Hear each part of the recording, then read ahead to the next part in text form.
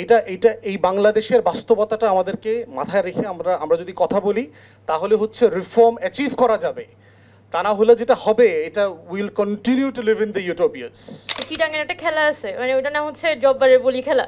মানে এখন চিটাং আমি যদি হচ্ছে মানে কুস্তি খেলতে নামি, তাইলে অবশ্যই আমি ফিমেল হিসেবে এখানে পারবো না। কিন্তু আমাকে যদি এখানে মেধা, মনন এবং হচ্ছে যে আমার ক্যালিবার দিয়ে এখানে মাঠ পর্যায়ে প্রচারণা করে এখানে মানুষকে কনভিন্স করার কথা বলা হয়, তাহলে ওইটা হয়তো আমার পক্ষে সম্ভব মেয়ে হিসেবে। আমরা এখানে যারা বসে আছি তারা আমরা সবাই সব কিছু বুঝি। খাতা কলমে অনেক কিছু সুন্দর লাগে, বাস্তবতা অনেক কঠিন। ভয়েসেসগুলো সাইলেন্সড হয়ে যাচ্ছে বা আনহার্ড থাকছে, যারা were a very important stakeholder during the uprising and should be a very important stakeholder now, ওই ভয়েসেসগুলো যাতে থাকে, অ্যাড্রেসড হয় এবং আমরা রিফর্ম থেকে পিছিয়ে না যাই। আমরা বারবার বলছি যে নারীর অধিকার লাগবে, এবং এটা শুধু নারী অধিকারের ইস্যুও না, this is an issue for everybody. মাঠ পর্যায়ে মানুষ কিন্তু কোয়ার্সিভ যেমন হয়, যথেষ্ট সাপোর্টিভও হয়। রাজনৈতিক দলগুলো যদি সাংগঠনিকভাবে নারীকে সেই ক্ষমতাটা দিয়ে থাকে, পজিশনটা দিয়ে থাকে, প্রত্যেকটা রাজনৈতিক কর্মী মানতে বাধ্য সেই নেতৃত্ব এবং তার পক্ষে কাজ করতে বাধ্য।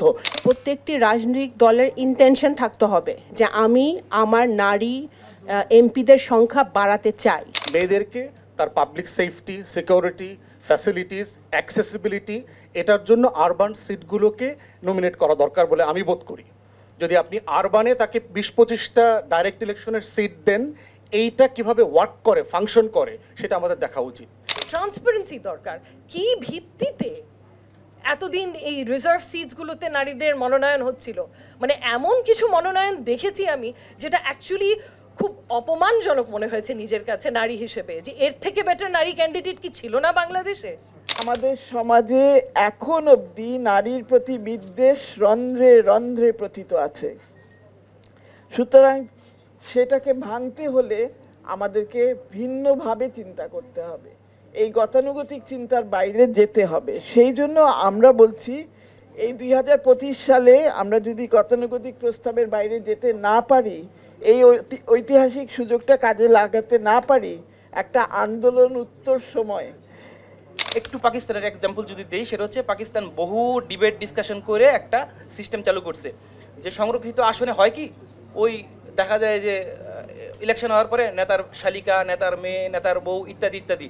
তারপর একটা পদ্ধতি চালু করছে যে আগেই আপনাকে ডিক্লেয়ার করতে হবে আপনার নারী প্রার্থী কে হবে, যেন ভোটার অ্যাটলিস্ট জানতে পারে যে নেতার বউ হচ্ছে না। ব্যারিস্টার রাশনা ইমাম বলেছে যে আরপিওর মাধ্যমে ওই প্রেশারটা ক্রিয়েট করা, আমার মনে হয় সেদিকে আমাদের যাওয়া দরকার। নারীর প্রতি বিদ্বেষটা বাস্তব, তার চেয়ে বড় কথা নারীর বিদ্বেষ কথা বললে আমরা কেন জানি খালি পুরুষের দিকে আঙুল তুলি। আমরা যদি ডেটা অ্যান্ড ফ্যাক্টস দেখি, গ্রাম পর্যায়ে নারীর প্রতি সহিংসতায় সবচেয়ে এগিয়ে থাকেন নারীরাই। আমাদেরকে যে ভয়টা দেখানো হয়েছিল যে নারীরা পারবে না রাজনীতি করতে, এখনো 2025-এ এসে অভ্যুত্থানের পরে নারীদের এত বড় অবদানের পরেও যদি আমাদেরকে শুনতে হয় যে নারীরা রাজনীতিতে আসতে পারবে না, করতে পারবে না, কারণ ফিল্ডে তাদেরকে মেরে ফেলবে, কেটে ফেলবে, এ ধরনের কথা আমাদেরকে আসলে আনকনফিডেন্ট করে। সো আমরা এগুলি শুনতে চাই না। আমরা এরকমই একটা নির্বাচন চাই যে নির্বাচনে মারামারি কাটাকাটি হবে না। এই কারণে আমরা রিফর্মের কথা বলে থাকি। এই রুমে সত্যি সত্যি আমরা নারী পুরুষ অনেক কাছাকাছি একটা রেশিওর মধ্যে ছিলাম, তারপরেও কেন জানি বারবার করে বলা হচ্ছে যে 100 নারী নাকি পাওয়া যাবে না, 200 পাওয়া যাবে না, 50 পাওয়া যাবে। খুবই ভুল ভাবনা। তো কিন্তু আলোচনা শুনে মনে হচ্ছে আমরা প্রস্তাব করছি এগুলো কাগজেই থেকে যাবে, আলটিমেটলি এগুলো কিছুই হবে না। তো এটা যদি হয় তাহলে তো আসলে এই আলোচনা করেও কোনো লাভ হবে না। আমরা এই খুব সম্প্রতি একটা কাজের মধ্যে ছিলাম, মাহিনাপা সেইনাপা অনেকেই জানেন, অপরাজিতা যার নাম। এই অপরাজিতা একটা প্রকল্প যেটা নারীর রাজনৈতিক ক্ষমতায়ন নিয়ে কাজ করছিল। এটা করতে গিয়ে আমরা দেখলাম যে রাজনৈতিক দলগুলোর সদস্যপদ, সেখানে আসলে নারীর সংখ্যা খুবই কম। আমাদের সমাজে এখন অবধি নারীর প্রতি বিদ্বেষ রন্ধ্রে রন্ধ্রে প্রথিত আছে। সুতরাং সেটাকে ভাঙতে হলে আমাদেরকে ভিন্নভাবে চিন্তা করতে হবে, এই গতানুগতিক চিন্তার বাইরে যেতে হবে। সেই জন্য আমরা বলছি এই 2025 সালে আমরা যদি গতানুগতিক প্রস্তাবের বাইরে যেতে না পারি, এই ঐতিহাসিক সুযোগটা কাজে লাগাতে না পারি, একটা আন্দোলন উত্তর সময়, তাহলে আর বোধহয় পারবো না। সুতরাং আমরা গতানুগতিক প্রস্তাবের বাইরে একটা র্যাডিক্যাল রিফর্ম প্রপোজাল করছি, যেটা অনেকেই মনে করছে অবাস্তব, হতে পারে অবাস্তব, কিন্তু আমরা প্রস্তাব করলে এটা আলোচিত হবে, টেবিলে আসবে, এই সম্ভাবনাটা মানুষের সামনে উঠে আসবে। কিন্তু আমরা দুঃখের সাথে লক্ষ্য করেছি যে আমরা এই প্রস্তাব কনসেনসাস কমিশনকে পাঠিয়েছি, কিন্তু ওনারা এটাকে ওনাদের প্রতিবেদনের মধ্যেই রাখেনি। এখন র্যাডিক্যাল রিফর্ম বলতে আমরা তাহলে কি করতে চাচ্ছি?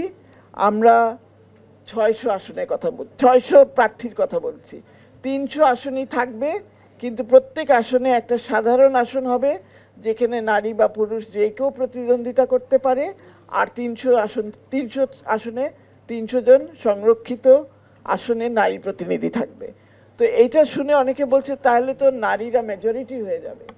তো আমরা 52 বছর পুরুষ আধিক্য এবং পুরুষ আধিপত্যের মধ্যে বাস করেছি, হলে হোক, নারীরা দেখাবে, বেটার গভর্নেন্স দেখাবে, আমি নিশ্চিত সেটা সম্পর্কে।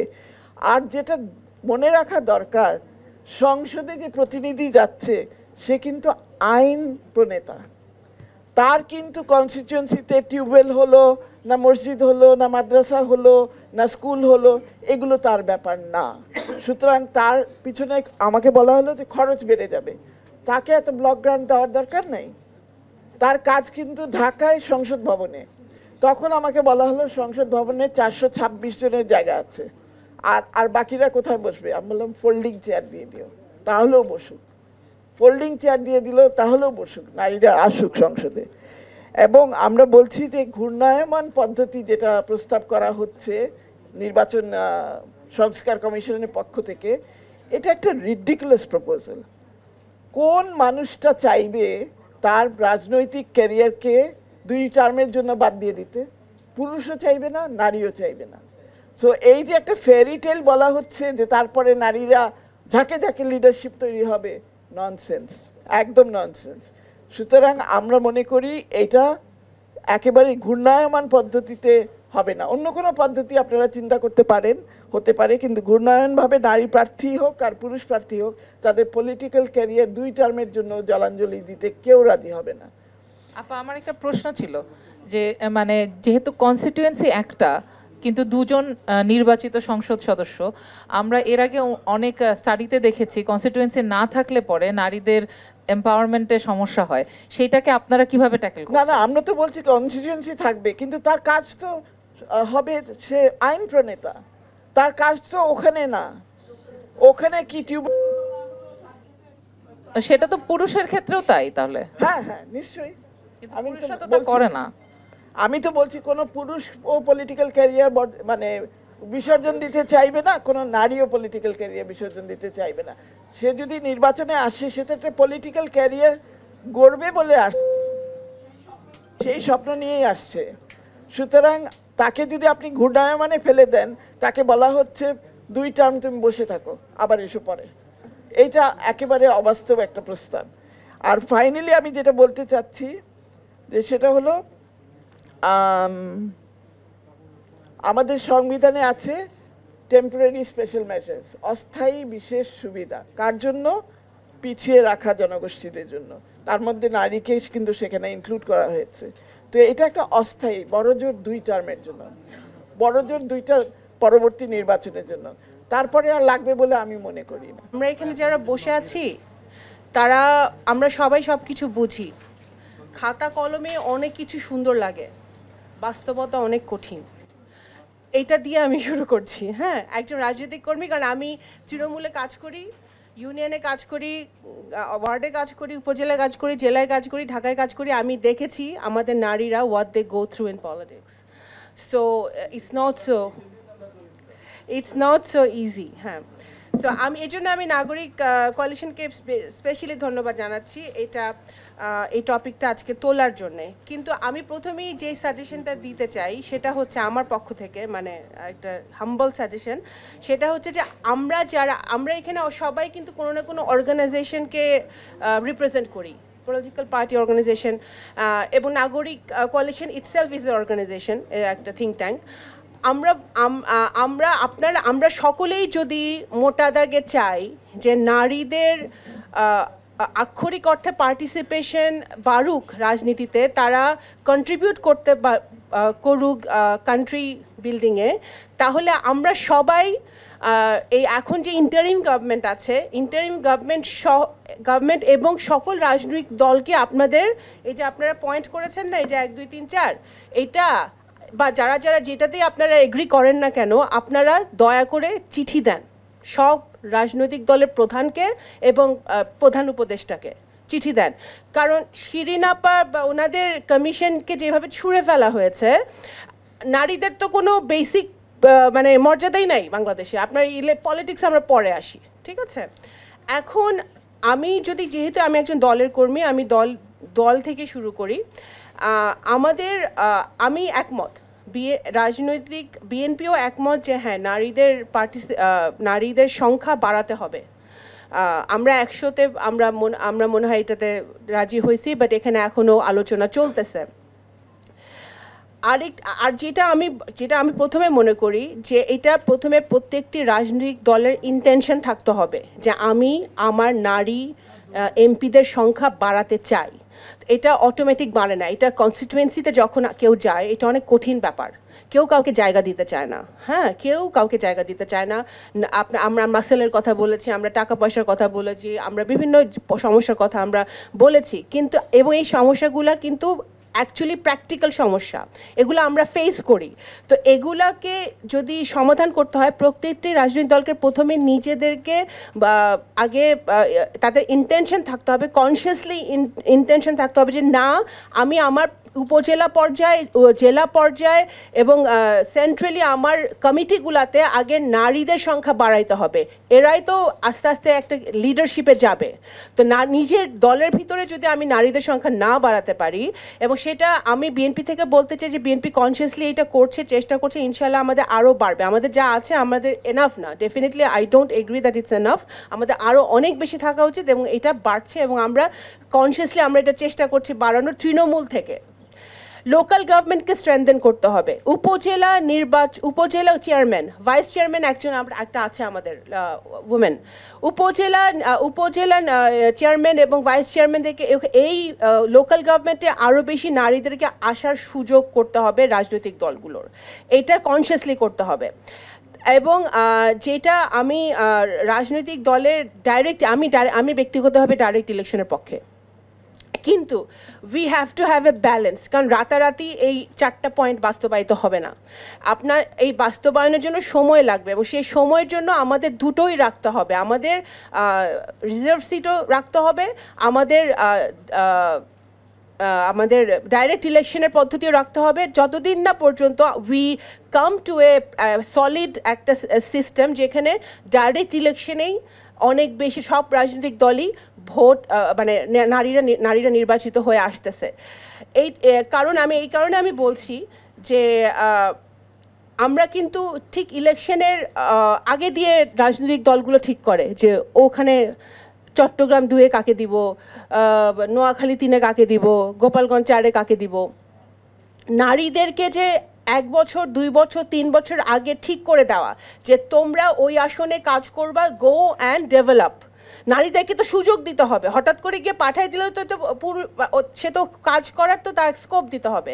তো ওই জিনিসটা কিন্তু প্রত্যেকটি রাজনৈতিক দলের মধ্যে আসতে হবে যে না, আমি এই 20টা সিটে, এই 30টা সিটে আমি নারী দিব, এবং নারীদেরকে আমি আগের থেকে বলছি go and develop your and the party will help that candidate all the way. So এই সিস্টেমে আমাদের আসতে হবে, এবং এই সিস্টেমটা যদি চালু হয় তখন আস্তে আস্তে রিজার্ভ সিটের সংখ্যা আমরা কমায় দিতে পারি, এটা আমি মনে করি। আপা যদি একটু শুধু বলেন যে 2026-এর জন্য আপনারা কি মনে করেন যে কি 2026-এ তো আমরা বলেছি যে আমরা এখন তো 50টা আছে, এখন আমরা 100-তে we agree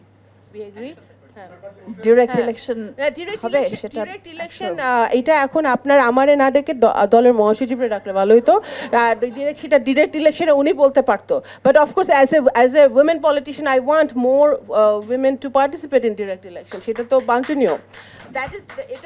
এই জন্য তো আমি এতগুলো কথা বলছি। আমার দল কি আমার দল এটা সাপোর্ট করে, কিন্তু মাঠে গিয়ে বাস্তবতা কিন্তু ভাই ভিন্ন হয়ে যায়। তখন দেখে যে কাকে দিলে জিতবে, কাকে দিলে আমার সিটটা আসবে। অবশ্যই এত 17 বছর ধরে তো ভোটের কোনো পাত্তা ছিল না, তখন সমস্যা ছিল না, কিন্তু এখন যদি আমরা একটি ফ্রি অ্যান্ড ফেয়ার ইলেকশনের দিকে যাচ্ছি তখন তো প্রত্যেকটা দল চিন্তা করবে যে কোন ক্যান্ডিডেটকে দিলে জিতবে। সো নারীদেরকে আগের থেকে দিতে হবে, ওই নারীটা 3 বছর ধরে কাজ করুক, তারপর সে ডেভেলপ করুক, তারপর সে তাকে নমিনেশন দেওয়া হোক। তো পার্টিকুলার ইন্টেনশন প্রথমে থাকতে হবে। এই জন্য আমি বলছি আপনারা সবাই মিলে দয়া করে পার্টিদেরকে এবং প্রফেসর ইউনুসকে চিঠি দেন যে এগুলো আমরা চাই, এটা আপনারা করেন। আরেকটা যেটা আমি বলে শেষ করে দিতে চাই যে এই যে দ্বৈত প্রতিনিধিত্ব একটা আসছে, একটা এটা actually problematic. It is not possible, it is not practical. এটা একটি যে কোনো একটা নির্বাচনী এলাকায় গন্ডগোল আরও বাড়াবে। সো আমাদের এমন একটা সিস্টেম তৈরি করতে হবে যে নারী প্রতিনিধিদের, নারী এমপিদের স্পেসিফিক দায়িত্ব দেওয়া হবে এবং সেটা সরকার থেকে মনিটর করা হবে, দলও মনিটর করবে। সেই একটা সিস্টেম আমাদের, আমি জানি না কি সিস্টেম এটা হতে পারে, বাট এইরকম একটা সিস্টেম হতে হবে যে ওই নারী যেন হীনমন্যতার একটা কথা আসছে না, হীনমন্যতা যেন না ভোগে, নারীরা তাদের স্পেসিফিক দায়িত্ব পালন করবে, সে তার সরকারের কাছে তার জবাবদিহিতা দিবে, তার কি অ্যাকশনস, তার কি কাজ সে করছে তার পার্টিকুলার এলাকায়। এইটা আমার এই বক্তব্য এটাই ছিল। আর আমি যেটা প্রশ্ন জাস্ট মানে সম্পূরক, ধরেন 100-তে তো রাজি হয়েছেন, সেক্ষেত্রে 100 জন যদি নমিনেটেডও হয়, মানে যদি আগের সিস্টেমেও হয়, তাহলে ওই 100 জনই কেন সরাসরি নির্বাচনে না? অবশ্যই আমি তো চাই যে ভাই আমি যদি 300টাই নারী দেখতাম তো আমি খুশি হইতাম। এটা তো আপনি চাইলে হবে না, that's not the reality. Reality is যে আমাদের 50 বছর ধরে নারীদেরকে ওভাবে সুযোগ দেওয়া হয় নাই তাদের স্ব কনস্টিটিউয়েন্সিতে কাজ করার জন্য। হ্যাঁ, আমি আরেকটা কথা বলি, আমরা অনেক হিপোক্রেসির পরিচয় দিই যখন আমরা আমাদের সমাজটাই একটা হিপোক্রেসির পরিচয় দিই যখন আমরা নারীদের ক্ষমতায়নের কথা বলি। হ্যাঁ, আমরা কিন্তু নারীদের, আমাদের অর্ধেকের বেশি নারী ভোটার, আমরা নারীদেরকে ব্যবহার করি ভোট চাইতে, ঘরে ঘরে গিয়ে ভোট চাইতে। আমরা নারীদেরকে আন্দোলন করতে তাদেরকে সামনে ঠেলে দিই, গুলি খাইতে সামনে ঠেলে দিই, লাঠির বাড়ি খাইতে সামনে ঠেলে দিই, বাট তাদেরকে যখন প্রাপ্যটা দেওয়া হয় তখন কিন্তু আমরা উই শাই অ্যাওয়ে। সো আমরা হিপোক্রেসি পরিচয় দিই, আমরা এটা তো আমাদের মানতে হবে। তো এখন আমরা এই যে এত এখানে আমার সামনে যে নারীরা বসে আছে ওরা তো আন্দোলনে ছিল, তাই না? ওদের সাথে আরো অনেক মেয়েরা ছিল কিন্তু গত বছর, ওরা কোথায়? So you have to have a thick skin to be in politics. You have to have a thick skin. এখন যারা পলিটিক্সে টিকে থাকতে পারে, প্রাইভেট ইউনিভার্সিটি আরো মেয়েরা তো ছিল, তাদেরকে তো আমরা দেখি না, তারা তো পলিটিক্সই না, তাদের কথাও শোনা যায় না। বাট আমাদের থিক স্কিন থাকতে হবে, বাট আমাদের এই হিপোক্রেসি থেকেও আস্তে আস্তে বেরিয়ে আসতে হবে। আমি আমার জায়গা থেকে আমার দলকে পুশ করছি এবং পুশ করতে থাকবো, এবং আমার মতো আরো অনেক নারী কর্মীরা আছে যারা পুশ করছে। That is the positive part. Reserve সিটে নারীরা আসতেছে, শুধু তদবির করে নারীরা রিজার্ভ সিটে আসতে পারবে না। They have to be qualified to be in that reserve seat, and তাদের স্পেসিফিক জব থাকতে হবে, সেইটা পলিটিক্যাল পার্টিগুলো এনশিওর করতে হবে। সেটা যখন এনশিওর করবেন তখনই মানে আমরা গান শোনা বন্ধ হয়ে যাবে ইয়েতে বিভিন্ন, মানে I am not that it's not good, but you know what I mean, যে আমার যাদের আসার দরকার, যারা কোয়ালিফাইড, যারা কন্ট্রিবিউট করতে পারবে সংসদে, তারাই যেন আসে, সেটার অ্যাকাউন্টেবিলিটি, ট্রান্সপারেন্সি এবং নির্বাচন কমিশনের এখানে একটা বিরাট ভূমিকা থাকা উচিত। নির্বাচন কমিশনার বাধ্য করতে হবে সব পলিটিক্যাল পার্টিকে যে তোমাদের স্বচ্ছতা থাকতে হবে। আমি অনেক কিছু একমত। একটা বিষয় হচ্ছে বাংলাদেশে কিন্তু গণতন্ত্র নাই, ভোট নাই এখনো। মানে the kind of discussion we are having is like having a conversation at the House of Commons, যে যারা 400 বছর ডেমোক্রেসি প্র্যাকটিস করবার পরে গত বছর they had the highest number of female MPs, 263 জন 650 মধ্যে, and it percentage wise is about 40%. 400 বছরের গণতন্ত্র প্র্যাকটিস করবার পরে, এবং আমরা এমন এক সোনার বাংলায় বাস করছি যে আমরা শায়েস্তা খানের আমল থেকে চালের গল্প যতটুকু জানি, আমাদের ভোটের গণতন্ত্র নির্বাচন কিন্তু একই লেভেলে আছে। তো সেই জায়গায় আমাদের হচ্ছে, আমরা মনে হয় অনেকেই ইউটোপিয়াতে আছি। রাজনীতি কী জিনিস, আমি মাত্র 5 দিন গ্রামে গঞ্জে থেকে আসছি, এবং আসার আগে আমার কলিগদেরকে বলছিলাম এখানে যে চরের ভিতরে চর, সেই চরের ভিতরে আবার গুচ্ছ গ্রাম আছে। কোমর সমান পানিতে নেমে ট্রলারে করে হাঁটু গুজায়া, জিন্স ভিজায়া 6 ঘন্টা ভ্যান গাড়ি ঠেলতে ঠেলতে কিছুক্ষণ নামি আবার কিছুক্ষণ ভ্যান ঠেলি, কিছুক্ষণ গাড়িতে উঠি আবার ভ্যান ঠেলতে নামি। এই রিয়ালিটিতে মানে পাবলিক এঙ্গেজমেন্ট যে কত জটিল, মানে এই রিয়ালিটিগুলো কিন্তু আমাদের মাথায় রাখতে হবে। আমরা কিন্তু খুবই এসি রুমের কনভারসেশন করছি। It's like all England, you just get on a tube, go to a particular station, 50 people is going to come and welcome you, give a speech, what is your policy on female XYZ. এই বাংলাদেশে আমরা থাকি না, এটা সোনার বাংলা। এই বাংলাদেশের বাস্তবতাটা আমাদেরকে মাথায় রেখে আমরা যদি কথা বলি তাহলে হচ্ছে রিফর্ম অ্যাচিভ করা যাবে। তা না হলে যেটা হবে, এটা will continue to live in the utopias. এই জন্য হচ্ছে প্র্যাগম্যাটিজম, প্র্যাকটিক্যালিটি এটা জরুরি, যে আসলে কতটুকু আমাদের অর্জন করা যায়। ছেলেদের জন্য দেখেন ওয়াশরুম ইউজ করা, এক জায়গায় ডানে বামে দাঁড়ায় গেলেন আপনি। মসজিদগুলো হচ্ছে সবচেয়ে অ্যাভেলেবল পাবলিক স্পেস। আপনি যদি গ্রামে গঞ্জে যে কোনো জায়গায় যান, সেই মসজিদের অধিকাংশ সময়ে নামাজ পড়ার বাইরের সময়গুলোতে মসজিদ লক করা থাকে, ওয়াশরুম লক করা থাকে। মানে যদি আশেপাশের কোনো বাড়িতে গিয়ে ওই হুজুরকে ডাকা লাগে অথবা খাদেমকে ডাইকা ওই ওয়াশরুমটা ব্যবহার করতে হয়, এবং ওয়াশরুমের অবস্থা হচ্ছে এটা বিয়ন্ড এনি ডেসক্রিপশন। এটার জন্য কোনো বাংলাই নাই এখন পর্যন্ত সেই ওয়াশরুমগুলোকে ডেসক্রাইব করবার জন্য। এটা যারা গ্রামে গঞ্জে গেছেন, সেই মেঠো পথের ওয়াশরুমে গেছেন। এরপরে হচ্ছে আপনাকে ওইখানে একটা ঘটি আছে, ওই ঘটিটা নিয়ে আগে খালপাড়ে যেতে হবে, ওই খাল থেকে আগে পানি আনতে হবে। ততক্ষণ পর্যন্ত if you can manage to control yourself then the no harms.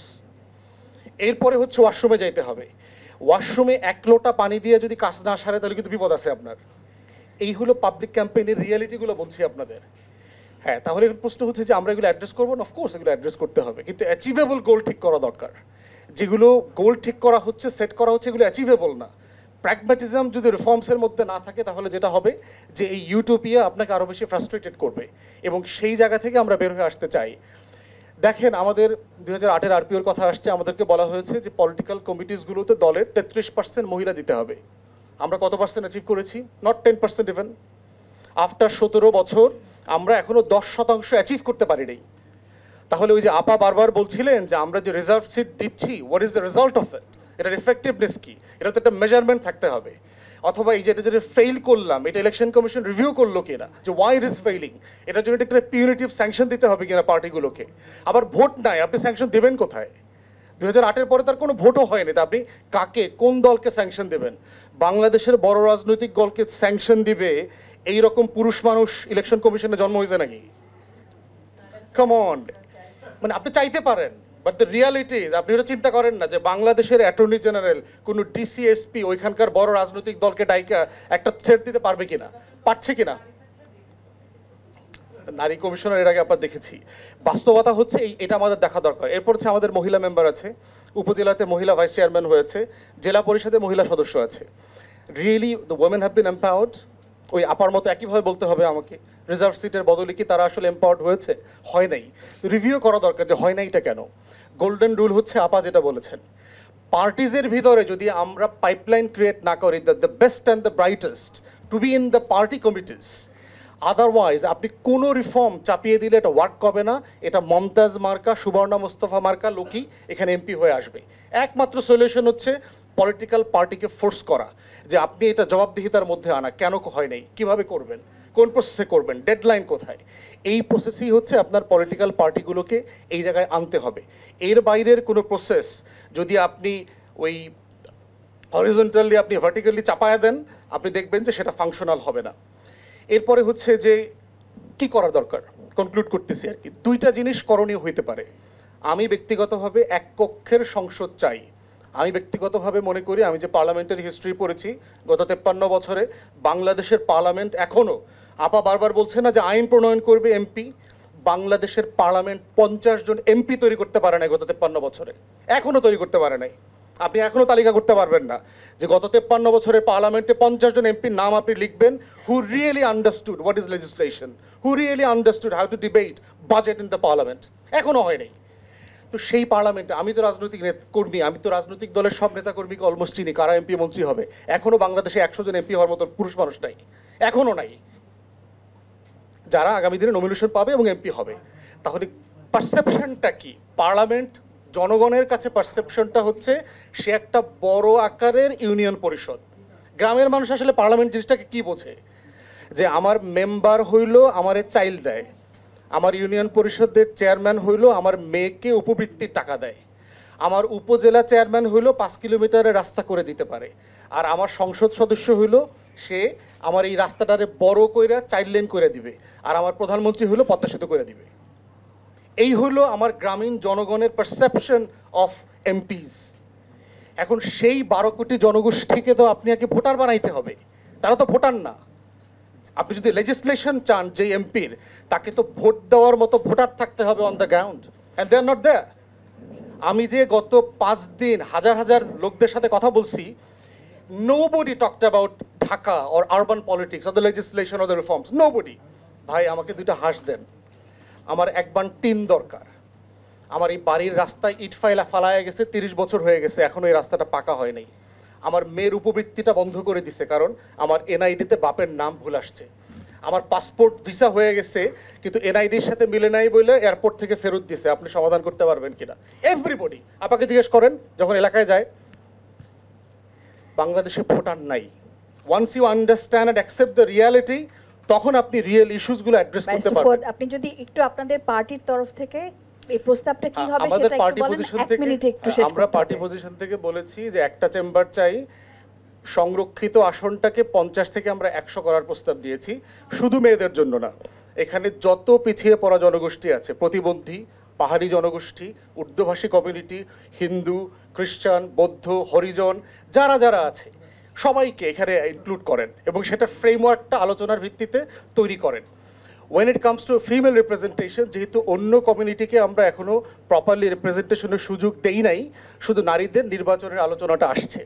এইটার ব্যাপারে আমার প্রস্তাবনা হচ্ছে 2টা আমাদের জায়গা থেকে। একটা হচ্ছে দলগুলোকে ফোর্স করা আপাতত 5 to 10% ডাইরেক্ট নমিনেশন দেওয়ার জন্য। আপনি বিয়ন্ড 10% চিন্তাই করতে পারবেন না। ওইখানকার পুরুষ যারা প্রার্থী আছে তারা পিটায়া ওই এমপির এলাকা ছাড়া করে দিবে প্রার্থীকে।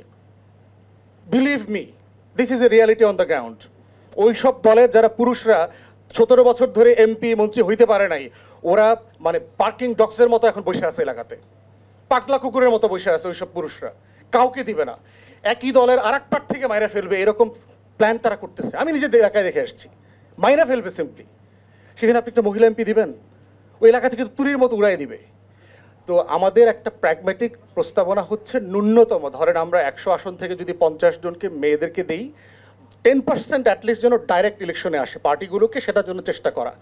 দ্বিতীয় অপশন হচ্ছে এই 10% যদি আপনি ডাইরেক্ট ইলেকশনে দেন, মেয়েদেরকে তার public safety, security, facilities, accessibility, এটার জন্য আরবান সিটগুলোকে নমিনেট করা দরকার বলে আমি বোধ করি। যদি আপনি আরবানে তাকে 20-25টা ডাইরেক্ট ইলেকশনের সিট দেন, এইটা কিভাবে ওয়ার্ক করে, ফাংশন করে, সেটা আমাদের দেখা উচিত। এই ফাংশনালিটি, এই রিয়েলিটিগুলোকে যদি অ্যাড্রেস করে আগান, তাহলে সেখান থেকে কিছু অ্যাচিভ হবে। বাকি যে ইউটোপিয়ান ডিসকাশন আছে, ফর গডস সেক আপনারা কষ্ট পাবেন, কয়েকদিন পরে হতাশ হবেন। এই তো ডিসেম্বরের নাগাদ তো দেখবেন তো বাংলাদেশ ইলেকশন পলিটিক্স কোথায় যাচ্ছে। দেখতেছেন না লন্ডনে সবাই দলে দলে দলে দলে ভিড় করছে এখন। This is reality. এরপরে কে পিটাইতে পারবে, কার গুন্ডা আছে। ইলেকশনের ভোটের রেজাল্টের দিন জানেন কি হয়? 200-500 লোক নিয়ে সেন্টার ঘেরাও করে রাখা লাগে, তারপরে কাস্তি আমদানি ঘেরাও করে রাখা লাগে। Returning officer result ballot guinea দিতে হবে। তো দলগুলো মনে করে এটা তো মেয়ের পক্ষে সম্ভব না। দলগুলো তাই রিয়েলি মনে করে যে পুরুষ মানুষ লাগবে, গুন্ডা লাগবে।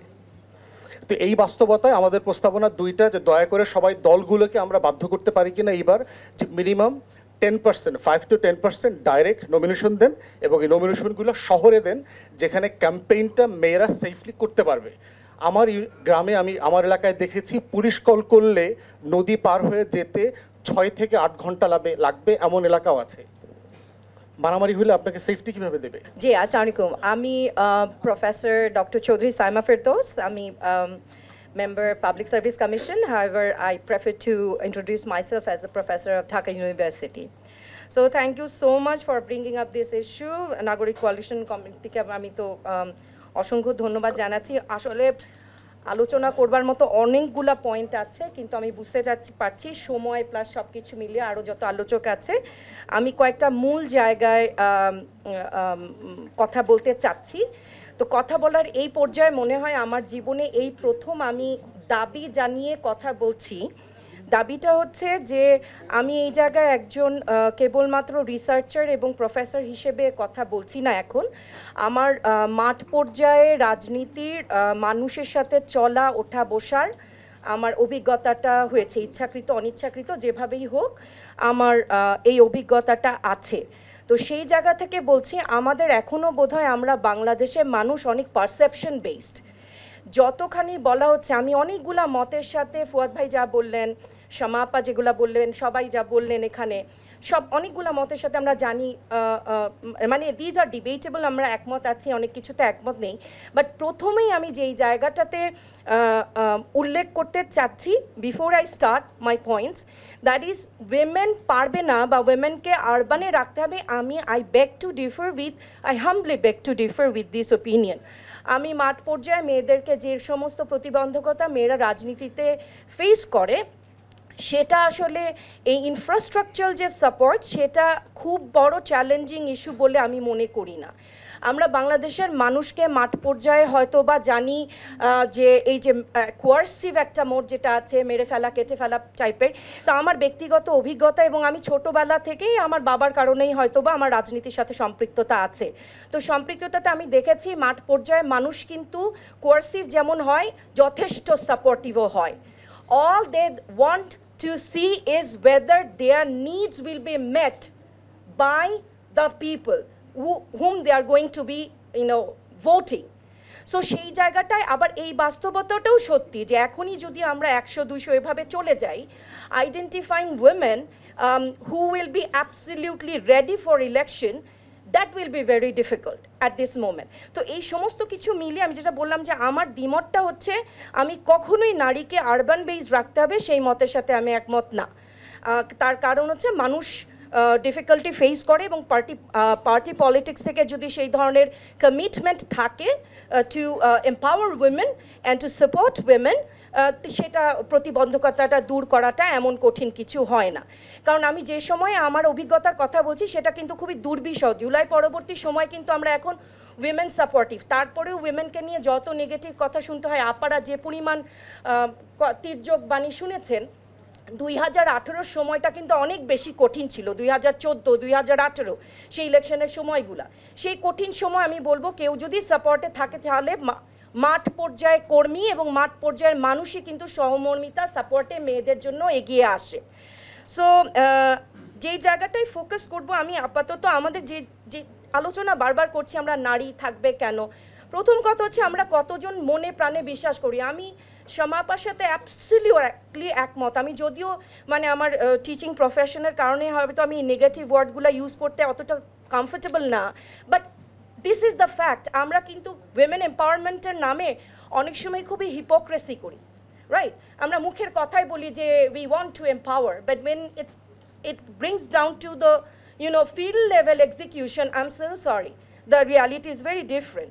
So সেই জায়গাটায় যেটা আপা বললেন যে দুইটা জায়গায় আমাদের করণীয় আছে, আমার অভিজ্ঞতা থেকে বা রিসার্চ থেকে যদি বলতে পারি।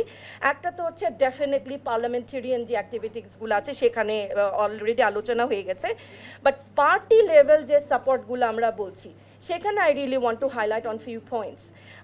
দ্যাট ইজ, আমরা নাগরিকরা স্বাভাবিকভাবে যেটা দেখতে চাই ভোটের ক্ষেত্রে, যে কতটা কোন পার্টিকে, কোন দলকে, কোন ব্যক্তিকে আমি ভোট দিব, আমি ব্যক্তি বিশেষে আমি মনে করি আমি যে ইলেকট্রাল যে রিফর্ম যেগুলা প্রপোজালগুলো দেয়, আমি দেখতে চাবো এক্স্যাক্টলি উইদিন দ্য পার্টি ওরা ফিমেল পলিটিক্যাল এম্পাওয়ারমেন্টের জন্য ফিমেলদের জন্য কি করছে।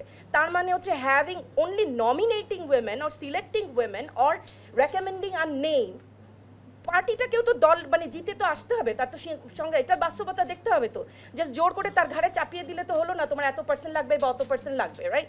দুটাকে যদি নামাই বা মিলাই, তখন যেখানে চলে আসে এটা গ্র্যাজুয়ালি যাওয়া উচিত বলে আমার কাছে মনে হয় বাংলাদেশের বাস্তবতায়। একদিকে যেমন আমি বললাম যে মাঠ পর্যায়ে এরা সাপোর্ট করে, এটা যেমন বাস্তব, আবার ওই বাস্তবতাও কিন্তু আছে যে women in Bangladesh, will they be voted for? I mean, how long, to what extent actually we believe that women have the capacity to lead? শহরে এইরকম রুমে আমরা বলতে পারি যে হ্যাঁ উইমেনের ট্রাস্ট আছে, মাঠ পর্যায়ে এখনো কিন্তু কিছু প্রতিবন্ধকতা আছে, নারীর প্রতি বিদ্বেষটা বাস্তব। তার চেয়ে বড় কথা, নারীর বিদ্বেষ কথা বললে আমরা কেন জানি খালি পুরুষের দিকে আঙুল তুলি। আমরা যদি ডেটা অ্যান্ড ফ্যাক্টস দেখি, গ্রাম পর্যায়ে নারীর প্রতি সহিংসতায় সবচেয়ে এগিয়ে থাকেন নারীরাই। এই বিশ্বাসযোগ্যতা অর্জনের জন্য আমার কাছে মনে হয় যে পার্টি পলিটিক্সের যে রিফর্মগুলো আমি দেখতে চাচ্ছি আমি ব্যক্তিগতভাবে, সেটা হচ্ছে প্রথম কথা হচ্ছে তারা তাদের দলীয় within the party exactly women যাদেরকে তারা গ্রুম করতে চাচ্ছে তারা তাদের স্ট্যান্ডিং কমিটিতে কতটুকু রিপ্রেজেন্ট করে, তারা তাদের কতটুকু ডিসিশন মেকিংয়ে বাজেটের ক্ষেত্রে কতটুকু তাদের ডিসিশন হোল্ড করে। হ্যাঁ, এখন যদি আমরা চলে আসি গ্রুম হঠাৎ করে বলে আসি, আমি বারবার একটা কথা বলি, আমি গ্রুমিংয়ের কথা বারবার বলছি যে women need to be groomed. আমি শেষ, আমি দুই একটা পয়েন্টই শেষ করে দিচ্ছি। গ্রুম কিরকম বলছি যে আমি শিক্ষিত, আমি ঠিক আছে আমি শিক্ষিত, আমি হয়তো প্রফেশনে আছি, বাট মাঠ পর্যায়ের রাজনীতি, যে চামড়া মোটা করা, ক্যাম্পেইন, মাঠের পর্যায়ে মানুষের সাথে কথা বলা, ঠিক কোন কথাটা বললে কেমন রিয়াকশন হয়, সেগুলোর ক্ষেত্রে কিন্তু নারীদের আজও আমরা যদি বলি যে খুব স্ট্রং রোল মডেল থাকা এবং এক ধরনের লিডারশিপ গ্রুম তৈরি করা, এইটার পর্যায়ে পলিটিক্যাল পার্টিগুলা ঠিক কী ডিসিশনগুলো নিচ্ছে বা কেমন করে তারা প্ল্যান করছে যে আগামী কেন এক্ষুনি ইলেকশনে সবাইকে আজই জিতে যেতে হবে, কেন এটা সুদূর প্রসারী লং টার্ম প্ল্যান না, যে ঠিক আগামী 5 বছর দ্বিতীয় election, third election exactly, and মনিটরিংটা তার কিভাবে থাকছে। এই যে তারা নারীকে তৈরি করছে উইদিন দ্য পার্টি, পলিটিক্যাল এম্পাওয়ারমেন্টে ডাকছে, তার ফলপ্রসূ হচ্ছে কিনা তাদের ডিসিশনগুলা, এবং সে ঠিক কিভাবে তার অডিট রিপোর্টগুলো, অডিট বলতে আমি খালি ফাইন্যান্সিয়াল অডিটের কথা বলছি না, আমি ইন্টারনাল সমস্ত অডিটের কথাই বলছি, সেই ধরনের রিফ্লেকশনগুলোর কথা আমি বলছি। আদারওয়াইজ যেটা হবে, মাঠ পর্যায়ে যদি তাদেরকে বিশ্বাস করাতে না পারে কনস্টিটিউয়েন্সিতে যে women, the leadership has no gender, যতদিন না পর্যন্ত মাঠ রেডি হবে সেই হিসেবে, it will be very difficult for the political party to nominate a female candidate to for the voting. এটা খুবই একটা যেটা বলে কিছুটা ইউটোপিয়ান হয়ে যাবে বলে ওই জায়গাটায় আমি একমত। আর লাস্ট যে জিনিসটা বলছি, আমাদের বোধহয় সবাইকে একটা জায়গায় একমত হতে হবে যে democracy is absolutely incomplete when it's half of its population is unheard. And in Bangladesh, we say women doesn't need not only to be counted, they need to be heard, they need to be voted for. And absolutely one thing is very important, they need to be trusted to lead. আগামী নির্বাচন এবং ভবিষ্যতে নারীদেরকে social মিডিয়াতে harassment এটা কিন্তু অনেক বেড়ে যাবে, এখনই অনেক বেড়েছে, আরও বাড়বে। How the interim government and the election commission will handle it and how political parties will handle it, this should be a discussion. Shama গালির কথা বললো, তো আমার কিছু অভিজ্ঞতা আছে আর কি গালি টালি খাওয়ার, এই নারী শুনে কথা বলার জন্য।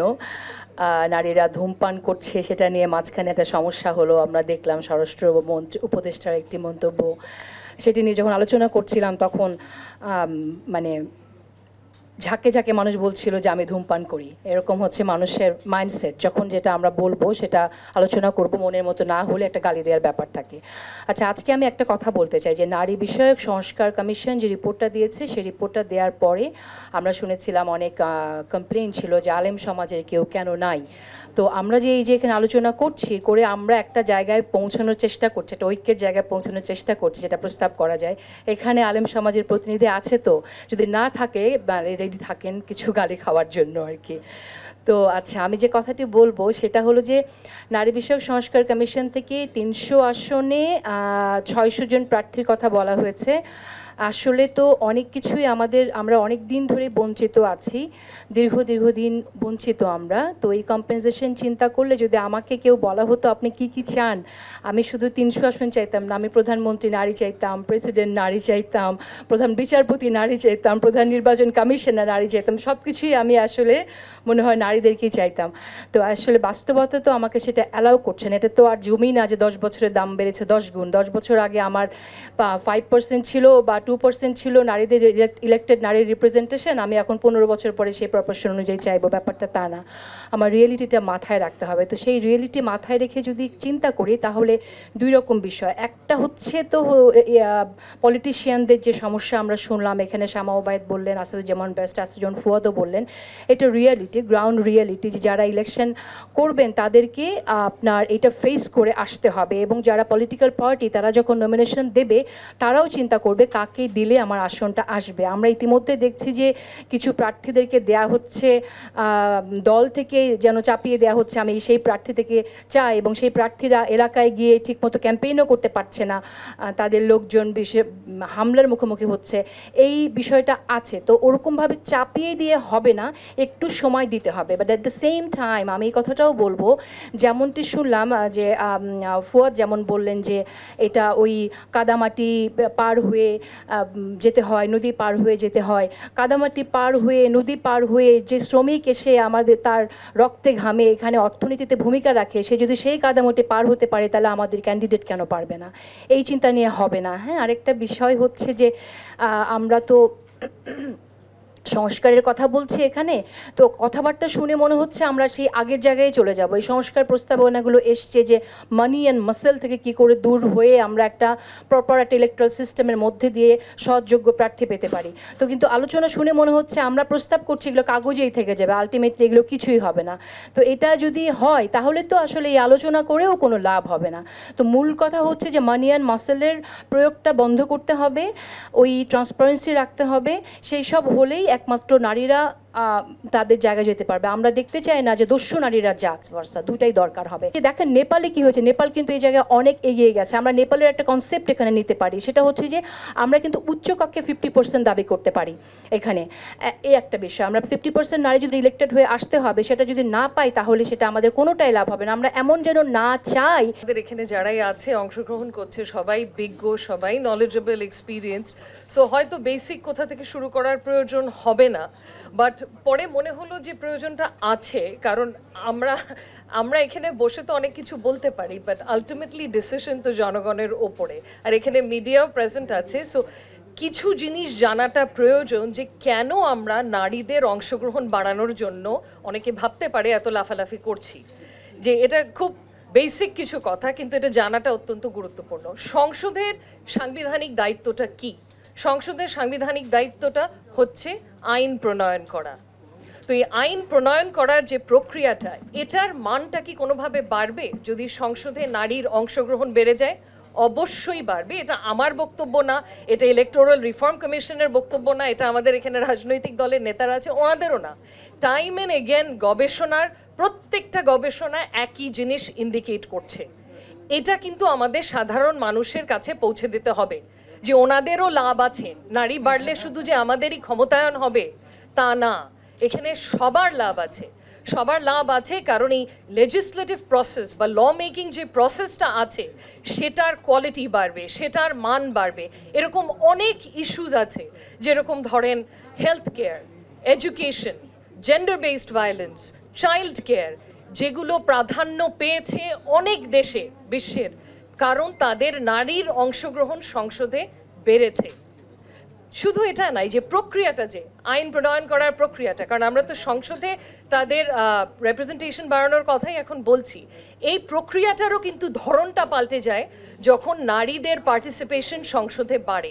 কিভাবে পাল্টায়? একটা অ্যাডভার্সেরিয়াল সিস্টেম থেকে এটা কোলাবোরেটিভ একটা সিস্টেম হয়ে যায়। সো নানাভাবে কিন্তু বেনিফিট আছে নারীর অংশগ্রহণ যদি সংসদে বাড়ানো যায়। এটা শুধু নারী ক্ষমতায়নের জন্য না, এটা সবার জন্যই বেনিফিশিয়াল। এটা আই গেস আমাদের মাথায় ঢোকাতে হবে। তাছাড়া আমাদের জনসংখ্যার মোর দেন হাফ অ্যাট দিস পয়েন্ট নারীরা। তো রিফ্লেক্টিভ হতে হবে তো সংসদ রিফ্লেক্টিভ হওয়ার জন্য আমাদের যদি পরিবেশ সৃষ্টি করতে হয়, নির্বাচনী পরিবেশ, দেন সেই দিকে আমাদের কাজ করতে হবে। কিন্তু সবকিছু অবাস্তব আমরাও জানি, অনেক কিছু হতে পারে যে আমাদের শিরিন আপা যে আকাঙ্ক্ষার জায়গা থেকে যে সাজেশনগুলো করেছেন এগুলো ইমিডিয়েটলি বাস্তবায়ন করা যাবে না। বাট আমি যতটুকু বুঝতে পারছি ওনাদের কথা থেকে যে আমরা ওদিকে আগাই, ওই যাত্রাটা শুরু করি না।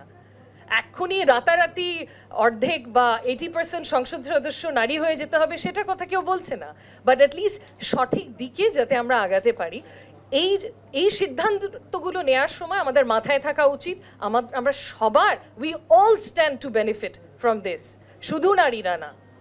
তো এই ব্যাপারে কোনো কনফিউশন থাকা হয়তো উচিত হবে না। আরেকটা, প্রথমে তো আমি যতদূর জানি যে 72-এর সংবিধানে 15টা সিট ছিল, সেটা বেড়ে পড়ে 30টা, তারপরে 45টা, এখন 50টা এসে দাঁড়িয়েছে, কিন্তু অর্থবহ কি কোনো ক্ষমতায়ন আমরা দেখেছি? একেবারেই দেখিনি। যে জিনিসটা মীর নাদিয়া নিভিন বলেছেন very articulately and backed up by research, যে আমরা কি একবারও দাঁড়িয়ে একটু পজ করে অ্যাসেস করার চেষ্টা করেছি যে আচ্ছা এতগুলো তো বাড়িয়ে যাচ্ছি টোকেনিস্টিক কারণে, হ্যাঁ আমরা নারী ক্ষমতায়নের জন্য কাজ করে যাচ্ছি, টোকেনিস্টিক কারণেই বাড়ানো হয়েছে, সত্যিকার অর্থে ক্ষমতায়নের জন্য বাড়ানো হয়নি। কিন্তু আমরা কিন্তু কোনো রিপোর্ট, কোনো রিসার্চ, কোনো সার্ভে কিছুই দেখিনি যে বাড়িয়েছে যে সংখ্যায় এটাতে কি কোনো অর্থবহ ক্ষমতায়ন হয়েছে। সো সেই দিকে তো তাকাতে হবে, একটা পদক্ষেপ নিলেই হবে না। যেরকম এখানে আরেকটা এক্সাম্পল বলি, যে ধর্ষণ নিয়ে যে আইনগুলো ছিল সেটা নিয়ে অনেক লাফালাফি অনেক সময় হয়েছে, কারণ আইনগুলোর মধ্যে অনেক ধরনের ঘাটতি আছে, কিন্তু ক্যাপিটাল পানিশমেন্ট বা মৃত্যুদণ্ড দাবি করেছে, মৃত্যুদণ্ড দিয়ে দিয়েছে, বিশাল বড় একটা কাজ হয়ে গেছে। ধর্ষণ বন্ধ হয়ে গেছে বাংলাদেশে? হয়নি। সো সমস্যাটা কোথায় সেটাকে অ্যাড্রেস করতে হবে এবং সবার একসাথে কাজ করতে হবে। এবার যেহেতু আমি আইন অঙ্গনের মানুষ, কিছু জিনিস আমাকে বদর করছে যে ইমিডিয়েটলি কি সম্ভব, মানে 2026-এ যে ইলেকশনটা হবে সেখানে কি সম্ভব। সো যেটা আমার মনে হচ্ছে, প্রথমত আরপিও সংশোধনের মাধ্যমে রাজনৈতিক দলগুলোর ওপর অব্লিগেশনস করাটা অ্যাবসলিউটলি পসিবল, কারণ আমরা দেখে যাচ্ছি অন্তর্বর্তীকালীন সরকার আমলে কিন্তু অর্ডিন্যান্স জারি করে আইন সংশোধন করা হচ্ছে। সো সেটার দিকে কিন্তু আমরা ইমিডিয়েটলি তাকাতে পারবো। সো রাজনৈতিক দলগুলোর উপরে যাতে নারী নেতৃত্ব এরা ডেভেলপ করতে পারে সে ধরনের কিছু লিগ্যাল অব্লিগেশনস ইম্পোজ করা যেতেই পারে আরপিও সংশোধনের মাধ্যমে। আরেকটা হচ্ছে ট্রান্সপারেন্সি দরকার। কি ভিত্তিতে এতদিন এই রিজার্ভ সিটসগুলোতে নারীদের মনোনয়ন হচ্ছিল, মানে এমন কিছু মনোনয়ন দেখেছি আমি যেটা অ্যাকচুয়ালি খুব অপমানজনক মনে হয়েছে নিজের কাছে নারী হিসেবে, যে এর থেকে বেটার নারী ক্যান্ডিডেট কি ছিল না বাংলাদেশে? আশেপাশে তো বহু যোগ্য নারী দেখি, কিন্তু মনোনয়নটা হয়েছে দলীয় স্বার্থের কারণে। কারণ মনোনয়নের কোনো বেসিস ছিল আগে? আমরা তো সবাই জানি কোনো বেসিস ছিল না, মেধার ভিত্তিতে তো মনোনয়ন হতো না। রাজনৈতিক দলের নেতার সাথে আমার বন্ধুত্ব আছে, নেত্রীর সাথে আমার বন্ধুত্ব আছে, আমি ওর ভাগনা ওর ভাগ্নি, এই বেসিসে মনোনয়নগুলো হতো। তো সুনির্দিষ্ট কিছু রুলস যদি প্রণয়ন করা যায়, রুলসও না অ্যাকচুয়ালি আরপিওর মধ্যেও এ ব্যাপারে কিন্তু থাকতে পারে প্রভিশনস, যে কোয়ালিফিকেশনসগুলো প্রত্যেকটা দলের গঠনতন্ত্রে থাকতে হবে, যে কি ভিত্তিতে তারা নারী সদস্য মনোনয়ন করবে। কোয়ালিফিকেশনসগুলো যাতে বেসিক কোয়ালিফিকেশন ক্রাইটেরিয়া মিট করে, যেটা হয়নি বেশিরভাগ সময়। আর আরেকটা দিকে যেটা আমরা তাকাতে পারি, যেটা এখন আমার মনে হয় না আমরা তাকাতে পারবো, সেটা হচ্ছে সংবিধানের অনুচ্ছেদ 65-তে 65-এ সংখ্যাটার কথা বলা আছে 50টা, প্রক্রিয়াটার কথা বলা আছে প্রপোর্শনাল রিপ্রেজেন্টেশন, মানে 300 জন যারা নির্বাচিত হয় ওনারা সিলেক্ট করবেন, নমিনেট করবেন। তো এইদিকে এটা পরিবর্তন করতে হলে আমাদের সংবিধান পরিবর্তন করতে হবে। সংবিধান পরিবর্তন বা সংশোধন করতে হলে আমাদের নির্বাচিত সরকার দরকার, আনলেস এখন একটা ঐক্যমত স্থাপন করতে পারে যে গণপরিষদের মাধ্যমে সংবিধান পুনর্লেখন বলেন বা সংশোধন বলেন, যেটাই বলেন সেটা করা। তো যদি গণপরিষদের অ্যাভিনিউটা বন্ধ হয়ে যায়, যেটা আমাদের মাননীয় চিফ অ্যাডভাইজার বলেছেন যে পুনর্লেখন হয়তো করবেন না ওনারা, সেক্ষেত্রে কিন্তু এই সংখ্যাও এখন বদলাতে পারবে না 2026-এর ইলেকশনে, এবং এই পদ্ধতি ডিরেক্ট ইলেকশনও সম্ভব হবে না 2026-এর ইলেকশনে। সো আমাদের অ্যাভিনিউ একটাই, সেটা হচ্ছে রাজনৈতিক দলগুলোর উপর দায়িত্ব অর্পণ করা থ্রু অ্যামেন্ডমেন্ট অফ আরপিও। ঐক্যমত কমিশনের সাথে সর্বশেষ মিটিংয়ে আমরা উপস্থিত ছিলাম আমার দলের পক্ষ থেকে। সেই মিটিংয়ে এই নারী ক্ষমতা মানে সরাসরি নির্বাচনের যে ইস্যুটা, এটা নিয়ে আমাদের আলোচনাটা শেষ হয়েছে। এটা আসলে গত দিনের মিটিংয়ে শেষ হয়ে যাওয়ার কথা ছিল, কিন্তু যেহেতু সব দল ঐক্যমতে আমরা আসতে পারিনি বা এটা নিয়ে আরও লম্বা আলোচনা হয়েছিল এর সম্ভাব্যতা এবং অনেক কিছু নিয়ে, আগামী 17 তারিখে মিটিংয়ে আমরা আলোচনা করব। সেখানে আমাদের দলের অবস্থান কী এবং কী কী ধরনের আলোচনা হচ্ছে সেই প্রেক্ষিতে আমরা কথা তুলে ধরব। আমাদের দল এনডিএম নীতিগতভাবে মনে করে আমরা যেটা চাই যে এই মুহূর্তে আমরা 50টা সিটে সরাসরি নির্বাচনের পক্ষে, এটা হচ্ছে আমাদের দলগত অবস্থান। দেখেন 100টা সিটে সরাসরি নির্বাচন অর্থবহ নির্বাচন করতে গেলে কমপক্ষে 200 জন নারী জনপ্রতিনিধি লাগবে যারা নির্বাচনে ফাইট করবে, আদারওয়াইজ সব বিনা প্রতিদ্বন্দ্বিতা নির্বাচন হবে। বর্তমান রাজনৈতিক বাস্তবতায় 200 জন নারী যারা সরাসরি নির্বাচনে অংশগ্রহণ করবে এটা খুঁজে পাওয়া দুষ্কর। প্লাস আমাদের দল মনে করে বড় কোনো র্যাডিক্যাল চেঞ্জ আনার আগে একটা ট্রায়াল বেসিস বা একটা পরীক্ষামূলক কিছু করা প্রয়োজন, ছোট করে, যেটি আসলে কার্যকর হচ্ছে কিনা। সেক্ষেত্রে আমরা 50টা সিটে সরাসরি নির্বাচনের প্রস্তাব রাখছি, তবে সেটা এই নির্বাচনে নয়, আগামী নির্বাচিত সংসদে এটা আলোচনা হবে, সব দল মিলে ঠিক করবে কিভাবে আমরা ডিমার্কেশন করব না কোন পদ্ধতিতে করব, 50টা সিটকে আসন পুনর্বিন্যাস করব, জাতীয় নির্বাচনের 6 মাস পরে এটা করা সম্ভব হতে পারে, পার্লামেন্টে আলোচনার মাধ্যমে আমরা সেই জিনিসটা দেখতে যাচ্ছি।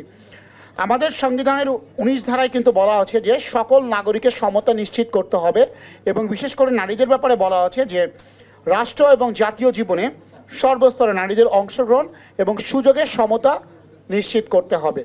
সংবিধানের এই কথাগুলো কিন্তু আমরা আসলে খুব একটা পড়ে দেখি বলে মনে হয় না, কারণ আমরা সুযোগের সমতার কথা বলি, জনপরিসরে নারীদের অংশগ্রহণ, সমান সুযোগের কথা বলি। যখন আমরা বাস্তবে কোনো কাজ করতে যাই আসলে সংবিধানকে সেভাবে হয়তো আমরা মনে রাখি না। সংবিধানকে আমরা তখনই স্মরণ করি যখন আমার ব্যক্তিগত কোনো সুবিধা অসুবিধার জায়গায় প্রয়োজন হয়, তখনই আমরা সংবিধানকে আসলে ব্যবহার করে থাকি। রাজনৈতিক দল হিসাবে এখানে এনসিপির প্রতিনিধি আছেন, এবি পার্টি আছেন, বিএনপি সামাপা চলে গিয়েছেন। রাজনৈতিক দলগুলো কিন্তু অনেকগুলো বাস্তবতার মুখোমুখি হতে হয়।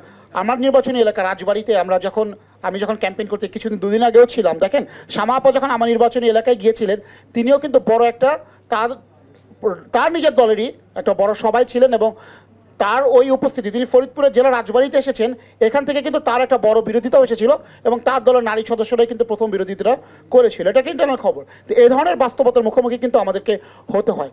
তবে গ্রামীণ পর্যায়ে যে মেঠোপথ পাড়ি দিয়ে, অনেক দুর্গম পথ পাড়ি দিয়ে, যেটা আমরাও কিছুদিন আগে করে এসেছি, সবসময় করি, আমরা কিন্তু নারীদেরকে আমরা স্বতঃস্ফূর্তভাবে অংশগ্রহণ করতে দেখেছি, কারণ নারীদের ভিতরে ওই স্ট্যামিনাটা রয়েছে। ওই স্ট্যামিনাটা ছিল বলেই জুলাই আন্দোলনে আমরা দেখেছি যখন হাসিনা সবাইকে গড়পড়তা রাজাকার বলল, মধ্যরাতে ঢাকা ইউনিভার্সিটির মেয়েরা নেমে আসলো এবং তুমি কে আমি কে রাজাকার, যে চেঞ্জ মেকিং স্লোগানটা, চেঞ্জ মেকার আমরা বলে থাকি, স্লোগানটা কিন্তু নারীরাই দিয়েছিল। এবং যেই নারী শহীদরা হয়েছিল, নাইমা, নাফিসা, রিয়া গোপছ, আরও যারা নারী শহীদ হয়েছিল এবং তারা যারা সমন্বয়করা যারা ছিলেন, এখানেও অনেকে উপস্থিত আছেন, উমামা সহ অনেকে আছেন, তাদের যে ভূমিকাটা আমরা দেখেছি, আসলে ওই যে বলে না যে পুরুষদের সাথে কম্পিট করে পারবে কিনা, যদি প্রয়োজন হয়, যদি গর্জে ওঠার দরকার হয়, সময় আসে, তাহলে পরিবেশ পরিস্থিতি প্রেক্ষাপট নারীকে সেই সুযোগটা তৈরি করে দেয়, এবং নারী সেই সুযোগটা নিজে তৈরি করে নিতে বাংলাদেশের নারীরা সক্ষম। সুতরাং পুরুষের সাথে কম্পিট করে যে পারবে না, যে কনসেপ্ট অনেকে আসছে যে ক্যাডার পলিটিক্স করবে কিনা, তারা বাধা পেয়ে যাবে কিনা, ব্যাপারটা আসলেই ভুল। প্রয়োজন যেটা, রাজনৈতিক দলগুলো যদি সাংগঠনিকভাবে নারীকে সেই ক্ষমতাটা দিয়ে থাকে, পজিশনটা দিয়ে থাকে, প্রত্যেকটা রাজনৈতিক কর্মী মানতে বাধ্য সেই নেতৃত্ব এবং তার পক্ষে কাজ করতে বাধ্য। সুতরাং আমরা মনে করি রাজনৈতিকভাবে যদি নারীকে এই ক্ষমতায়নটা রাজনৈতিক দলগুলো হিসাবে আমরা একসাথে দিতে পারি, তাহলে অচিরেই আমরা নারীদেরকে রাজনৈতিকভাবে আরও ক্ষমতায়ন দেখতে পারবো, এবং সেই প্রত্যাশা রেখে আমার বক্তব্য শেষ করি। আমরা এই খুব সম্প্রতি একটা কাজের মধ্যে ছিলাম, মাহিনাপা সেইনাপা অনেকেই জানেন, অপরাজিতা যার নাম। এই অপরাজিতা একটা প্রকল্প যেটা নারীর রাজনৈতিক ক্ষমতায়ন নিয়ে কাজ করছিল। এটা করতে গিয়ে আমরা দেখলাম যে রাজনৈতিক দলগুলোর সদস্য পদ, সেখানে আসলে নারীর সংখ্যা খুবই কম। রাজনৈতিক দলগুলো হয়তো আন্তরিক ছিল না, অনেক ক্ষেত্রেই আমরা এই দলগুলোর সঙ্গে কাজ করতে গিয়ে দেখেছি যে তাদেরকে আসলে এই ব্যাপারে আগ্রহী করাটাও একদিকে প্রথমে কঠিনতম কাজ ছিল, এবং দ্বিতীয়ত হচ্ছে তারা যখন নমিনেশন দেয়, একটা বিষয় সবসময় তারা কনসিডারেশনে নেয় যে তার দলীয় পদটা আছে কিনা, কিংবা দলীয় সদস্য পদ আছে কিনা, জেনারেল যে মেম্বারশিপ। তো ওইখানে একটা আমাদের ঘাটতি থেকেই গেছে। আচ্ছা, যাই হোক, এই কথাটা বললাম এই কারণেই যে যখন একজন নির্বাচিত হতে যাবে তাকে নেতা হয়ে ওঠাটা জরুরি, তা না হলে আসলে নির্বাচনে জেতা কঠিন। এবং নেতা হয়ে উঠতে গেলে এই নেতা আর দল করার, রাজনৈতিক দল করার দুটো হচ্ছে এই সেলফোন আর টেক্সটের মতো আর কি, টেক্সট মেসেজের মতো, অনেকটা একটার সঙ্গে আরেকটা জড়িত। তো আমাদের এই রাজনৈতিক দলগুলোর সঙ্গে কাজ করতে গিয়ে দেখলাম তারাই আসলে সবচেয়ে বড় প্রতিবন্ধকতা। তারপরেও আমাদের যে প্রিভেলিং প্রিভেলিং পলিটিক্যাল ইকোনমি এইটাকে কনসিডারেশনে নিতে গিয়ে আমরা আমাদের আকাঙ্ক্ষা জলাঞ্জলি দিতে পারি না। তাহলে আমাদের আকাঙ্ক্ষা কি আমাদেরকে আমরা এখানে অনেকগুলো প্রস্তাব দেখেছি এবং আমি মনে করি এবং আমরা অনেকেই মনে করি যে আসলে আমাদের শিরিন আপা যেই কথাটা বলছিলেন আমি শিরিন আপার সঙ্গে অনেকখানি একমত। কেননা আমি এই কমিশনের সঙ্গে যখন কমিশন কাজ করে কয়েকবার আমি সরাসরি মিটিংও করেছি, সেখানে আমার মনের কথাগুলো আছে। এবং আমি যখন নির্বাচন ব্যবস্থা সংস্কার কমিশনের সঙ্গে মিটিং করেছিলাম তখন বলার চেষ্টা করেছি, হয়তো কিছুটা এসেছে, অনেকখানি আসেনি।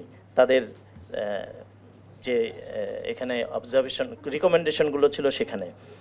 তো যাই হোক, আরেকটা বিষয় আমাদের এই আকাঙ্ক্ষার সঙ্গে আরেকটা বিষয় খুব জরুরি, সেটা হচ্ছে ভোটার। আসলে আমাদের ভোটাররা কি চায়, ভোটাররা কতটুকু প্রিপেয়ার্ড, সেটাও আমাদের দেখতে হবে। তাদেরকে প্রিপেয়ার করা দরকার। আর আইনি বাধ্যবাধকতা এটা খুব কঠিন না, এটা খুব কঠিন না। রাজনৈতিক দলগুলোকে এখন যদি আমরা না পারি তাহলে কখন পারবো?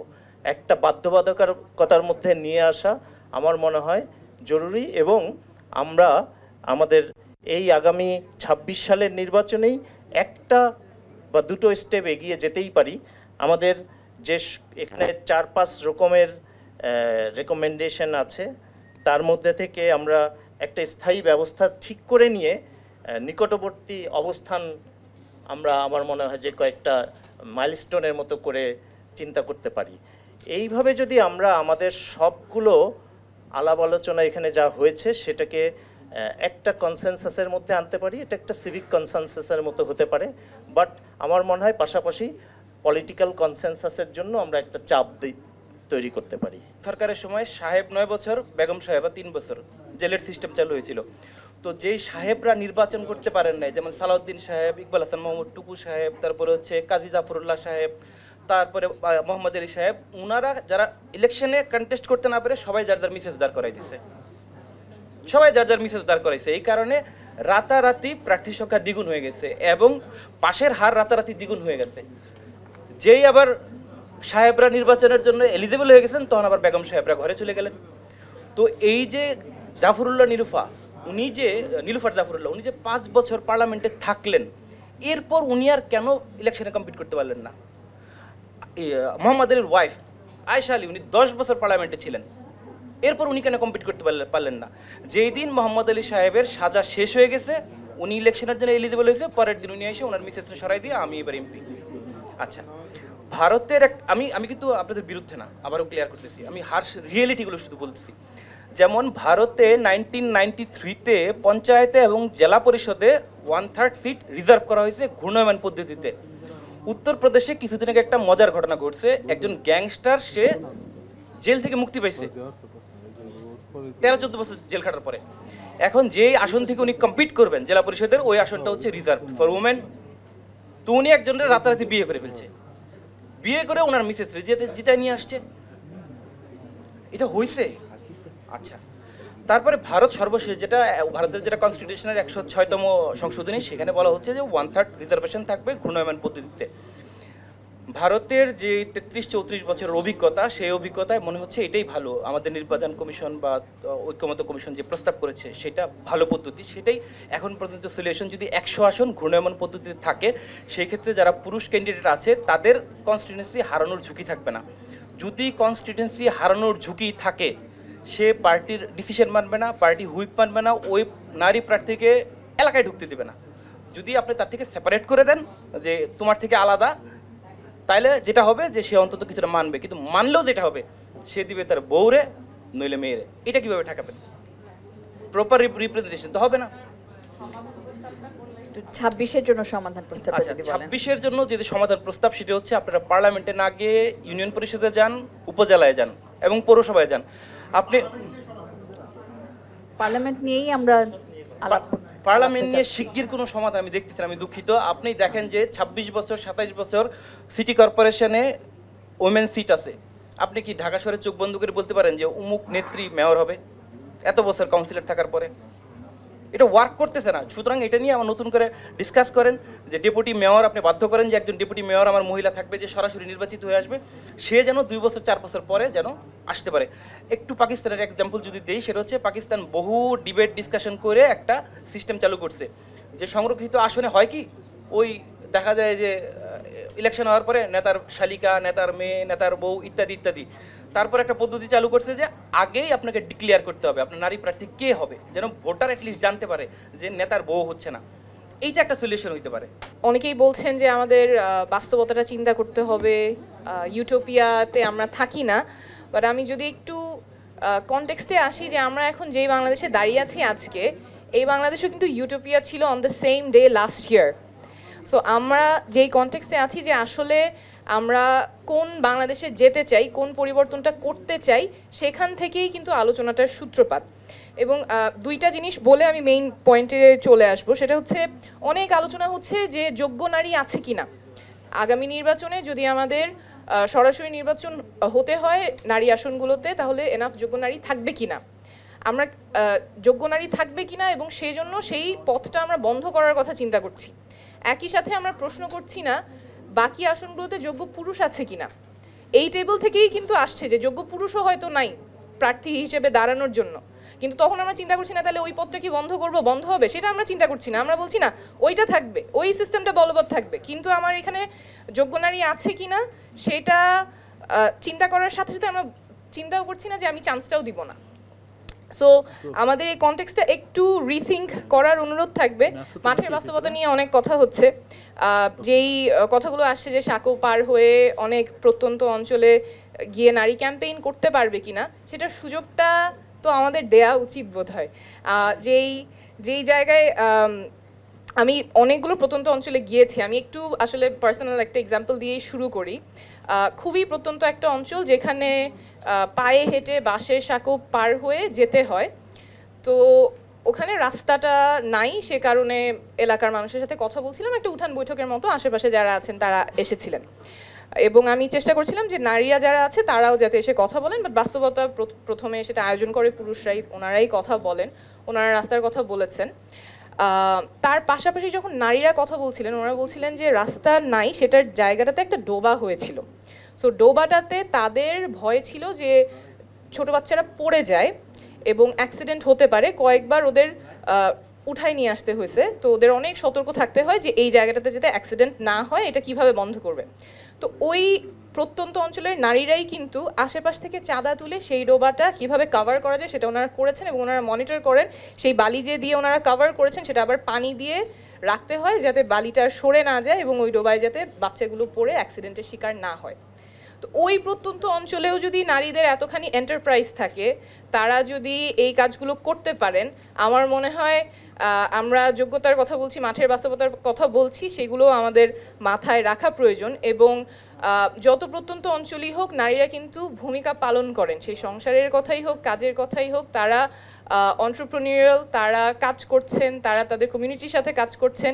এবং আসলে 2025 সালে এসে যেই রিফর্মের কথা আমরা বলছি, জাতীয় সংসদে মিনিমাম 25% নারী জনপ্রতিনিধি থাকবে, এবং এই নারী জনপ্রতিনিধি মিনিমাম 25% যারা থাকবে তারা সরাসরি ভোটে নির্বাচিত হয়ে আসবেন। আসলে আমাদের আজকের 2025 সালের বাস্তবতায় এটা কিন্তু খুব বড় চাওয়া হওয়ার কথা না একটা গণঅভ্যুত্থান পরবর্তী বাংলাদেশে। আমি একদম খুব সংক্ষেপে বলছি, আমি জানি সময়ের স্বল্পতা আছে। আমাদের যে বর্তমান পদ্ধতি আছে, যেখানে সংরক্ষিত নারী আসনে মনোনয়নের মাধ্যমে নারী জনপ্রতিনিধি আসেন, জনগণের ভোটের মাধ্যমে না, সেটার কয়েকটা খুব গুরুত্বপূর্ণ সমস্যা আছে। আমি শুধু 3টার কথাই বলছি। মনোনয়নগুলো অনেক ক্ষেত্রেই যোগ্যতার ভিত্তিতে হয় না, মনোনয়নগুলো হয় অনেক সময় বাণিজ্য হয়, অনেক সময় নেপোটিজমের মাধ্যমে হয়। যোগ্যতার ভিত্তিতে যেহেতু হয় না, অনেক ক্ষেত্রেই যেরকম জনপ্রতিনিধি আমরা চাই সংসদে সেরকম জনপ্রতিনিধি আমরা পাই না। এবং সংসদে যেহেতু জনপ্রতিনিধি হিসেবে এমপিরা বসছেন, জনগণ কিন্তু বঞ্চিত হচ্ছে from their right of electing their MPs in the parliament. জনগণের সেখানে কোনো সে নাই, সেখানে সে আছে শুধুমাত্র দলের বা দলের যে নেতা মনোনয়ন দিচ্ছেন তার সে আছে। জনগণ বঞ্চিত হচ্ছে, আমার যে নারী আসনের এমপিরা আছে তাদেরকে ইলেক্ট করার ক্ষেত্রে কোনো মতামত দেওয়ার সুযোগ জনগণ পাচ্ছে না। থার্ড যেটা হয়, যখন মনোনয়ন নিয়ে আসছেন তারা, তাদের কোনো নির্দিষ্ট কনস্টিটিউয়েন্সি নাই, তখন তারা কাজ করার জায়গাও থাকে না এবং দায়বদ্ধতাটাও কিন্তু জনগণের কাছে থাকে না, কারণ তারা জনগণের ভোটের মাধ্যমে আসতেছেন না এবং তারপরে তার কনস্টিটিউয়েন্সিও নাই। ভার্সেস যখন এমন হয় যে সরাসরি নির্বাচনের মাধ্যমে আসছেন, জনগণের ভোটের মাধ্যমে আসছেন এবং তার একটা আসন আছে, তিনি নির্বাচিত হয়ে আবার সেই আসনের কনস্টিটিউয়েন্সির জন্য তিনি সার্ভ করতে পারবেন, অ্যাকাউন্টেবিলিটিও থাকবে।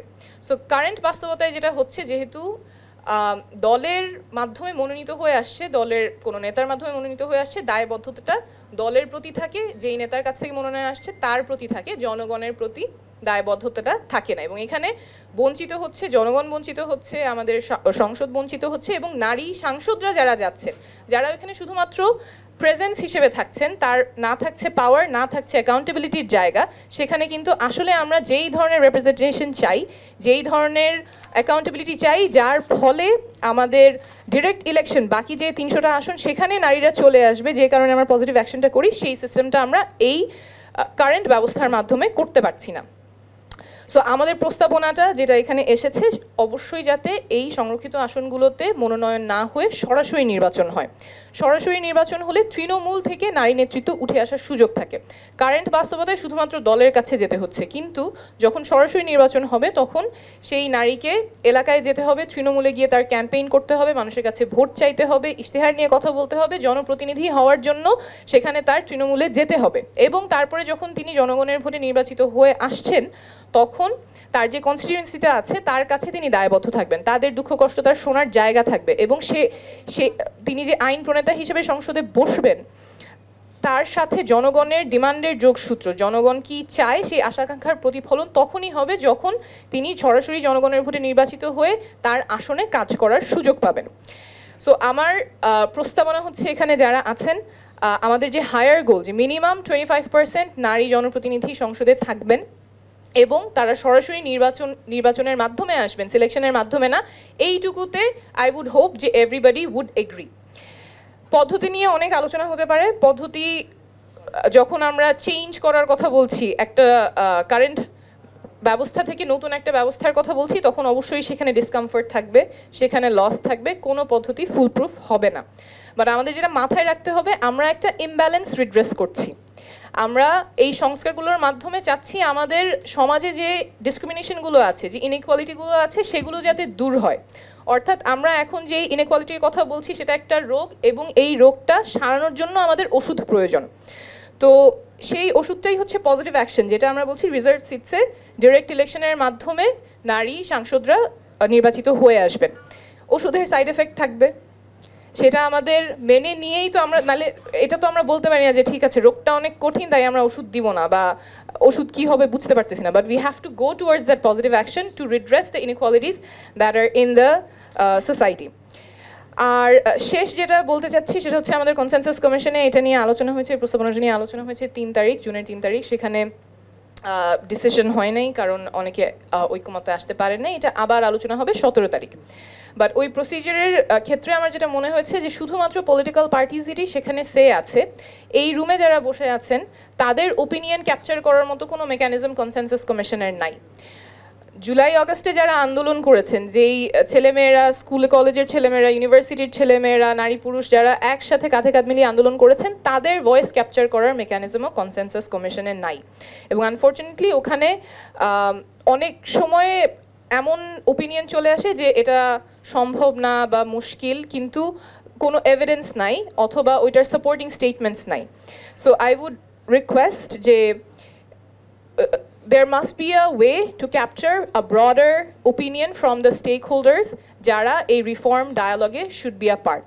এই ক্ষেত্রে আমি একটু ছোট্ট করে বলে ফেলি, আমরা যে প্রস্তাবনাটা দিচ্ছি যে মিনিমাম 25% নারী জনপ্রতিনিধি থাকবে এবং তারা সরাসরি নির্বাচিত হবে, এই ক্যাম্পেইনটা যাতে আমরা যারা সাপোর্ট করি মেইন স্ট্রিম থেকে, যারা অ্যাক্টিভিস্ট আছেন, যারা সিভিল সোসাইটি অ্যাক্টরস আছেন, তাদের বক্তব্য যাতে কনসেনসাস কমিশন পর্যন্ত পৌঁছায়, আমরা একটা ক্যাম্পেইন করছি, নাম আমারভোট.org, একটা ওয়েবসাইট আছে যেখানে আমরা আবেদন করছি যারা এই মতের সাথে একমত যে নারী মনোনীত না হয়ে সরাসরি নির্বাচনের মাধ্যমে সংরক্ষিত আসনে সাংসদ হিসেবে কাজ করবেন, তারা সরাসরি চিঠি লিখতে পারেন কনসেনসাস কমিশনে। সেখানে কিছু ডিটেলস দিলে এটা অটো পপুলেট হয়ে কনসেনসাস কমিশনের কাছে একটা লেটার চলে যাবে। একটা ফটো আপলোড করতে পারেন। সেখানে আমাদের স্লোগান হচ্ছে আমার ভোটে সরাসরি সংসদে যাবে যোগ্য নারী। সেই স্লোগানটা সহ আপনার ফটো কার্ড চলে যাবে এবং আমরা চেষ্টা করব 17 তারিখে আগে, খুব বেশি সময় নেই, কালকে বিভিন্ন স্পটে গিয়ে সরাসরি মানুষের সাথে কথা বলে এই চিঠিগুলো এবং বক্তব্যগুলো কালেক্ট করার, যাতে করে এই যে একটা মানে অলমোস্ট সেইং যে আমাদের ভয়েসেসগুলো সাইলেন্সড হয়ে যাচ্ছে বা আনহার্ড থাকছে, যারা were a very important stakeholder during the uprising and should be a very important stakeholder now, ওই ভয়েসেসগুলো যাতে থাকে, অ্যাড্রেসড হয় এবং আমরা রিফর্ম থেকে পিছিয়ে না যাই। আমরা বারবার বলছি যে নারীর অধিকার লাগবে এবং এটা শুধু নারী অধিকারের ইস্যুও না, this is an issue for everybody. যখন আমরা অ্যাকুরেট রিপ্রেজেন্টেশন নিশ্চিত করতে না পারছি, পুরো সমাজ বঞ্চিত হচ্ছে, ভোটাররা বঞ্চিত হচ্ছে এবং আমরা নারীদেরকেও বঞ্চিত করছি। প্রোগ্রেস আসলে ওভাবে হবে না। So I would request everybody to raise their voice, যাতে করে আমাদের নারী সাংসদ যারা যাবেন জনপ্রতিনিধি হিসেবে মিনিমাম 25% যাতে রিপ্রেজেন্টেশন থাকে এবং সেটা যাতে সরাসরি নির্বাচনের মাধ্যমে হয়, মনোনয়নের মাধ্যমে না, যাতে করে তাদের প্রকৃত ম্যান্ডেট থাকে, জনপ্রতিনিধি হিসেবে কাজ করতে পারে। আমি সবার আলাপ আলোচনা শুনে যতটুকু পর্যন্ত বুঝলাম, প্রথমত নির্বাচন নিয়ে আমাদের আমরা যেহেতু এই শেখ হাসিনা আমলেই মানে শিশু থেকে কিশোর হয়েছি, কিশোর থেকে এখন যুবতী মানে তরুণ হয়ে গেছি। সো নির্বাচন জিনিসটা আসলে কেমন হয় ওইটার কোনো প্রপার উদাহরণ বা প্রপার দৃশ্য কিন্তু আমরা আসলে দেখি নাই, কারণ আমরা খুবই শিশু ছিলাম 2008 সালের নির্বাচনের সময়। তো এখন এসে যদি আমাদের সামনে নির্বাচনে এমন পারসেপশন ক্রিয়েট করার চেষ্টা করা হয় যে ওই চিটাঙের একটা খেলা আছে, মানে ওইটা নাম হচ্ছে জব্বারের বলি খেলা, মানে এখন চিটাং আমি যদি হচ্ছে মানে কুস্তি খেলতে নামি, তাইলে অবশ্যই আমি ফিমেল হিসেবে এখানে পারবো না। কিন্তু আমাকে যদি এখানে মেধা, মনন এবং হচ্ছে যে আমার ক্যালিবার দিয়ে এখানে মাঠ পর্যায়ে প্রচারণা করে এখানে মানুষকে কনভিন্স করার কথা বলা হয়, তাহলে ওইটা হয়তো আমার পক্ষে সম্ভব মেয়ে হিসেবে।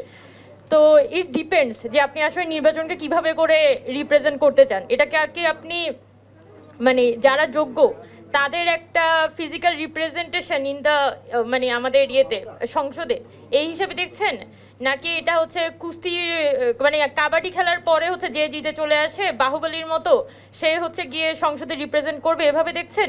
এটা আসলে অনেক বড় পারসেপশন, যেটা আসলে আমাদের এই অঞ্চলের আসলে মেইলদেরকে কাইন্ড অফ সিগনিফাই করে, তারা আসলে কিভাবে করে ফিমেলদেরকে দেখে। So it kind of hearts me যে আমাদের পলিটিক্যাল পার্টিগুলার পারসেপশন এখনো পর্যন্ত মেয়েদেরকে খুবই দুর্বল, অবলা এবং এই পারসেপশনের বাইরে মেয়েদেরকে আসলে দেখতে পারে না। সো এই জুলাই আগস্টের যে অভ্যুত্থান, এখানে যদি মেয়েদের পার্টিসিপেশনগুলো দেখি, যে এই পুরো প্রসেসটা এতটাই স্বতঃস্ফূর্ত ছিল। আমাদের যে হাউস ওয়াইফস যাদেরকে আমরা বলি, আমাদের আম্মারা, যাদেরকে আমরা কখনো ভাবতে পারি না যে তাদের পলিটিক্যাল কোনো চিন্তা থাকতে পারে, ওই মানুষগুলা কিন্তু বাসা থেকে নাস্তা বানিয়ে তারা কিন্তু রাস্তায় নেমেছেন, পানি নিয়ে রাস্তায় নেমেছেন, নাস্তা বিলিয়েছেন, বা উনি হয়তো গুলিটা খান নাই, উনি হয়তো নাস্তা বিতরণ করে বাসায় চলে গেছেন, কিন্তু ওনার মধ্যে অনুভূতিটা ছিল। সো ওনার রিপ্রেজেন্টেশনটা আসলে কোথায়? আমি যদি বলি যে ফিমেল রিপ্রেজেন্টেশনের কথা, আমার মাথায় সর্বপ্রথম ওইটাই আসে যে আমার আম্মার রিপ্রেজেন্টেশনটা থাকতে হবে সংসদে। কারণ আমি উমামা ফাতেমা আমার কথাটা বলতে পারি, আমার মুখ দিয়ে বলতে পারি, কিন্তু আমার আম্মার কথাটা কিন্তু কেউ এসে বলতে পারতেছে না। সো আমার আম্মাকে রিপ্রেজেন্ট করতে পারে এরকম একজন মানুষ কিন্তু দরকার।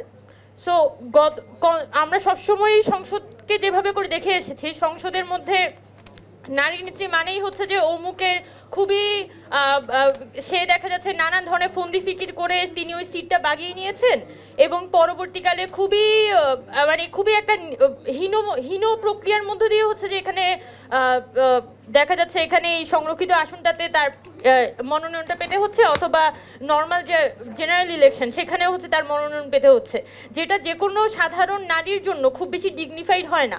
যার কারণে যখনই আমাদের যখন আমি উমামা ফাতেমা যখন ইলেকশন করতে আসছি বা আমি যখন হচ্ছে পলিটিক্সে আসছি, তখন আমার ফ্যামিলি আসলে আমাকে কি দেখে বলবে যে হ্যাঁ তুমি ওর মতো হও, because I don't have that kind of figure যাকে দেখে আমার ফ্যামিলি আমাকে পুশ করবে যে well you have to be like that. কারণ আমি নিজে বলি যে আমি বেনজির ভুট্টোকে অনেক পছন্দ করি, শি ডাইড, বাট বেনজির ভুট্টো যে ফিগার বা ইন্দিরা গান্ধীর যে একটা গডলি ফিগার ছিল, সেই গডলি ফিগারটা কিন্তু অনেক মেয়েদেরকে আসলে অ্যাট্রাক্ট করেছিল।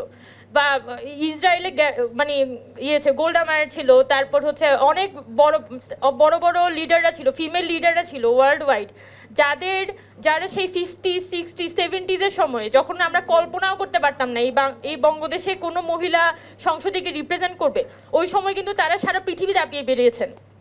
তো এটা কিন্তু হয়েছে, মহিলারা যখন তারা ওই সুযোগটা পায়, তাদের ভয়েসটা রেজ করার সুযোগ পায়, তখন কিন্তু তারা তাদের যোগ্যতাগুলো দেখান। বাট ডিপেন্ড করে যে আমরা কি সেটা চাই কিনা, মেয়েদেরকে কি আমরা নিয়ে আসতে চাই কিনা, যেটা এখানে মানে আমাদের কথাবার্তার মধ্য দিয়ে কিন্তু এটা উঠে এসেছে যে আমাদের পলিটিক্যাল পার্টিগুলার যে সিস্টেম, পলিটিক্যাল পার্টিগুলো আসলে কতটুকু পর্যন্ত তাদের ফিমেলদেরকে আসলে সুযোগটা দিতে চান, এটার উপরও যেমন নির্ভর করে, আবার একই সাথে আমাদের অন্যান্য সোশিওলজিক্যাল ফ্যাক্টর যেমন আছে, যে যদি আপনার মানে যদি হচ্ছে আপনার নির্বাচনী কেন্দ্রের মধ্যে এরকম মারামারি হানাহানি হয়, তাহলে এই দায়িত্বটা তো অবশ্যই এখানে নির্বাচন কমিশন এবং আমাদের যে পুলিশিং সিস্টেম তাদেরকে নিতে হবে। আমি যদি এটা বলি যে একটা ফিমেল ক্যান্ডিডেট তার সে ওই মারামারিটা হচ্ছে কোনোভাবেই সহ্য করতে পারবে না, সো আমি তাকে মানে মনোনয়ন দিবে না, তার মানে তো আমি ধরেই নিচ্ছি যে ওই ব্যবস্থাটা এক্সিস্ট করবে, নির্বাচন হইলেই ওখানে মারামারি হবে এবং দিন শেষে মাসেল পাওয়ার দিয়েই আমার ওখান থেকে বের হয়ে আসতে হবে। সো আমার তো অন্যান্য ফ্যাক্টরগুলোকে চেঞ্জ করার কথা তো আমি এখানে ভাবছি না, আমি ভাবছি সবগুলো ফ্যাক্টর এখানে স্ট্যাগনেন্ট আছে এবং শুধুমাত্র ফিমেল ফ্যাক্টরটাকে আমি প্রত্যেকটা ফ্যাক্টরের আদলে আমি কতটুকু মডিফাই করতে পারি সেটা দেখব।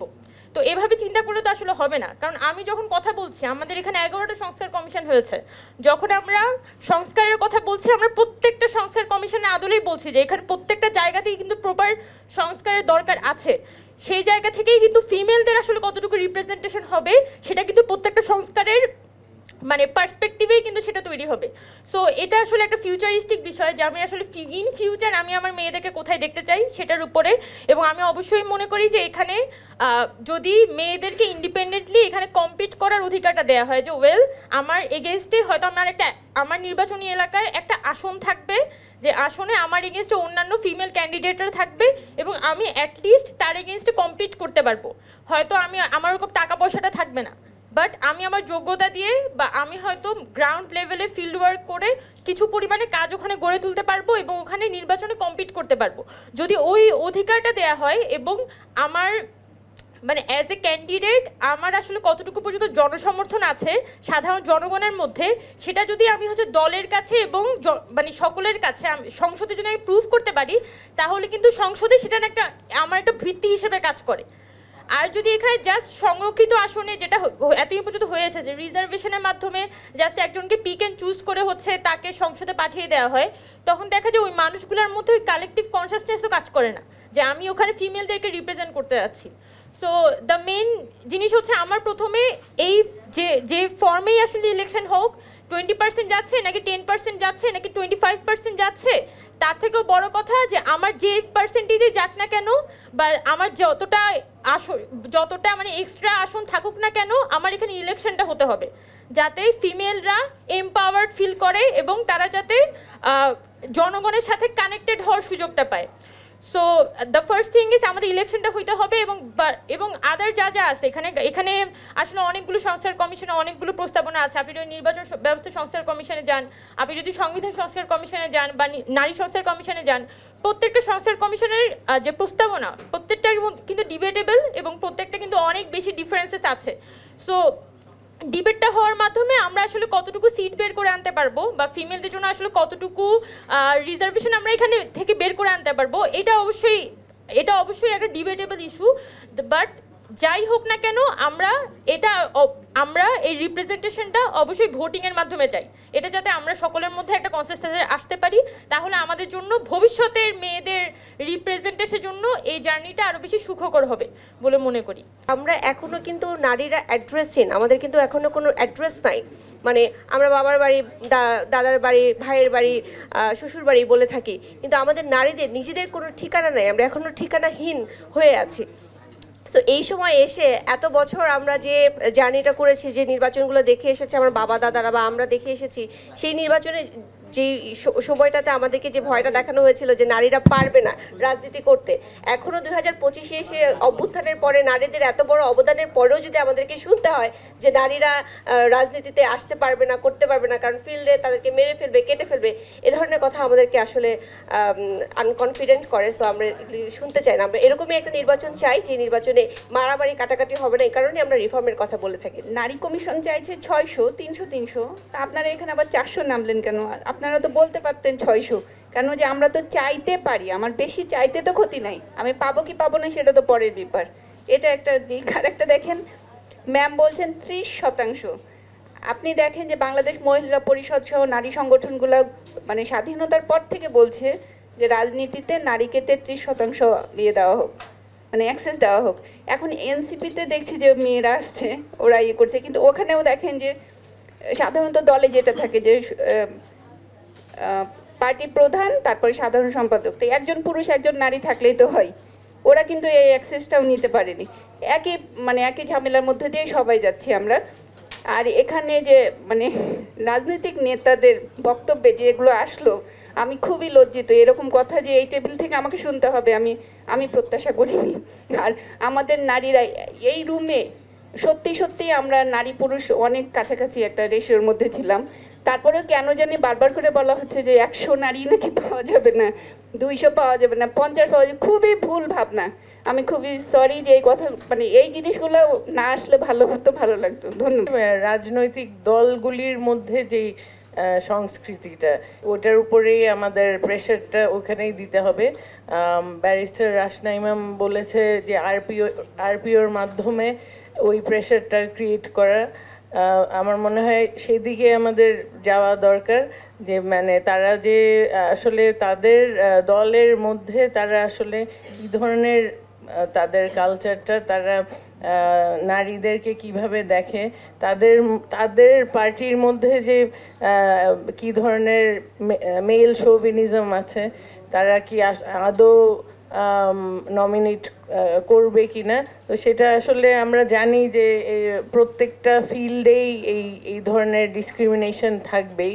সেই জন্যে যখন একটা কিছু বাধ্যতামূলক হয়ে যায় তখন হয়তো কিছু চেঞ্জ আমরা এক্সপেক্ট করতে পারি। তো আমি মনে করি যে ওই 33%-এর যেই নমিনেশনের ব্যাপারটা আছে, সেটা যদি মানে ম্যান্ডেটরি করে ওইটা যদি পানিশেবল হয়, তাহলে হয়তো কিছু চেঞ্জ দেখা যেতে পারে। Thank you. আমাদের প্রধান উপদেষ্টা তিনি বিদেশে যখন সাংবাদিকদের সঙ্গে কথা বলার সময় যখন আমাদের জাতিকে বলেন যে আমরা আসলে টাকার বিনিময়ে ভোট দিয়ে দেই, তখন আমাদের পলিটিক্যাল পার্টিগুলো যে এটা বলছেন, এইখানে আসলে খুব বেশি আমি আবার অবাকও হচ্ছি না। সো এই দুইটা বিষয় আছে।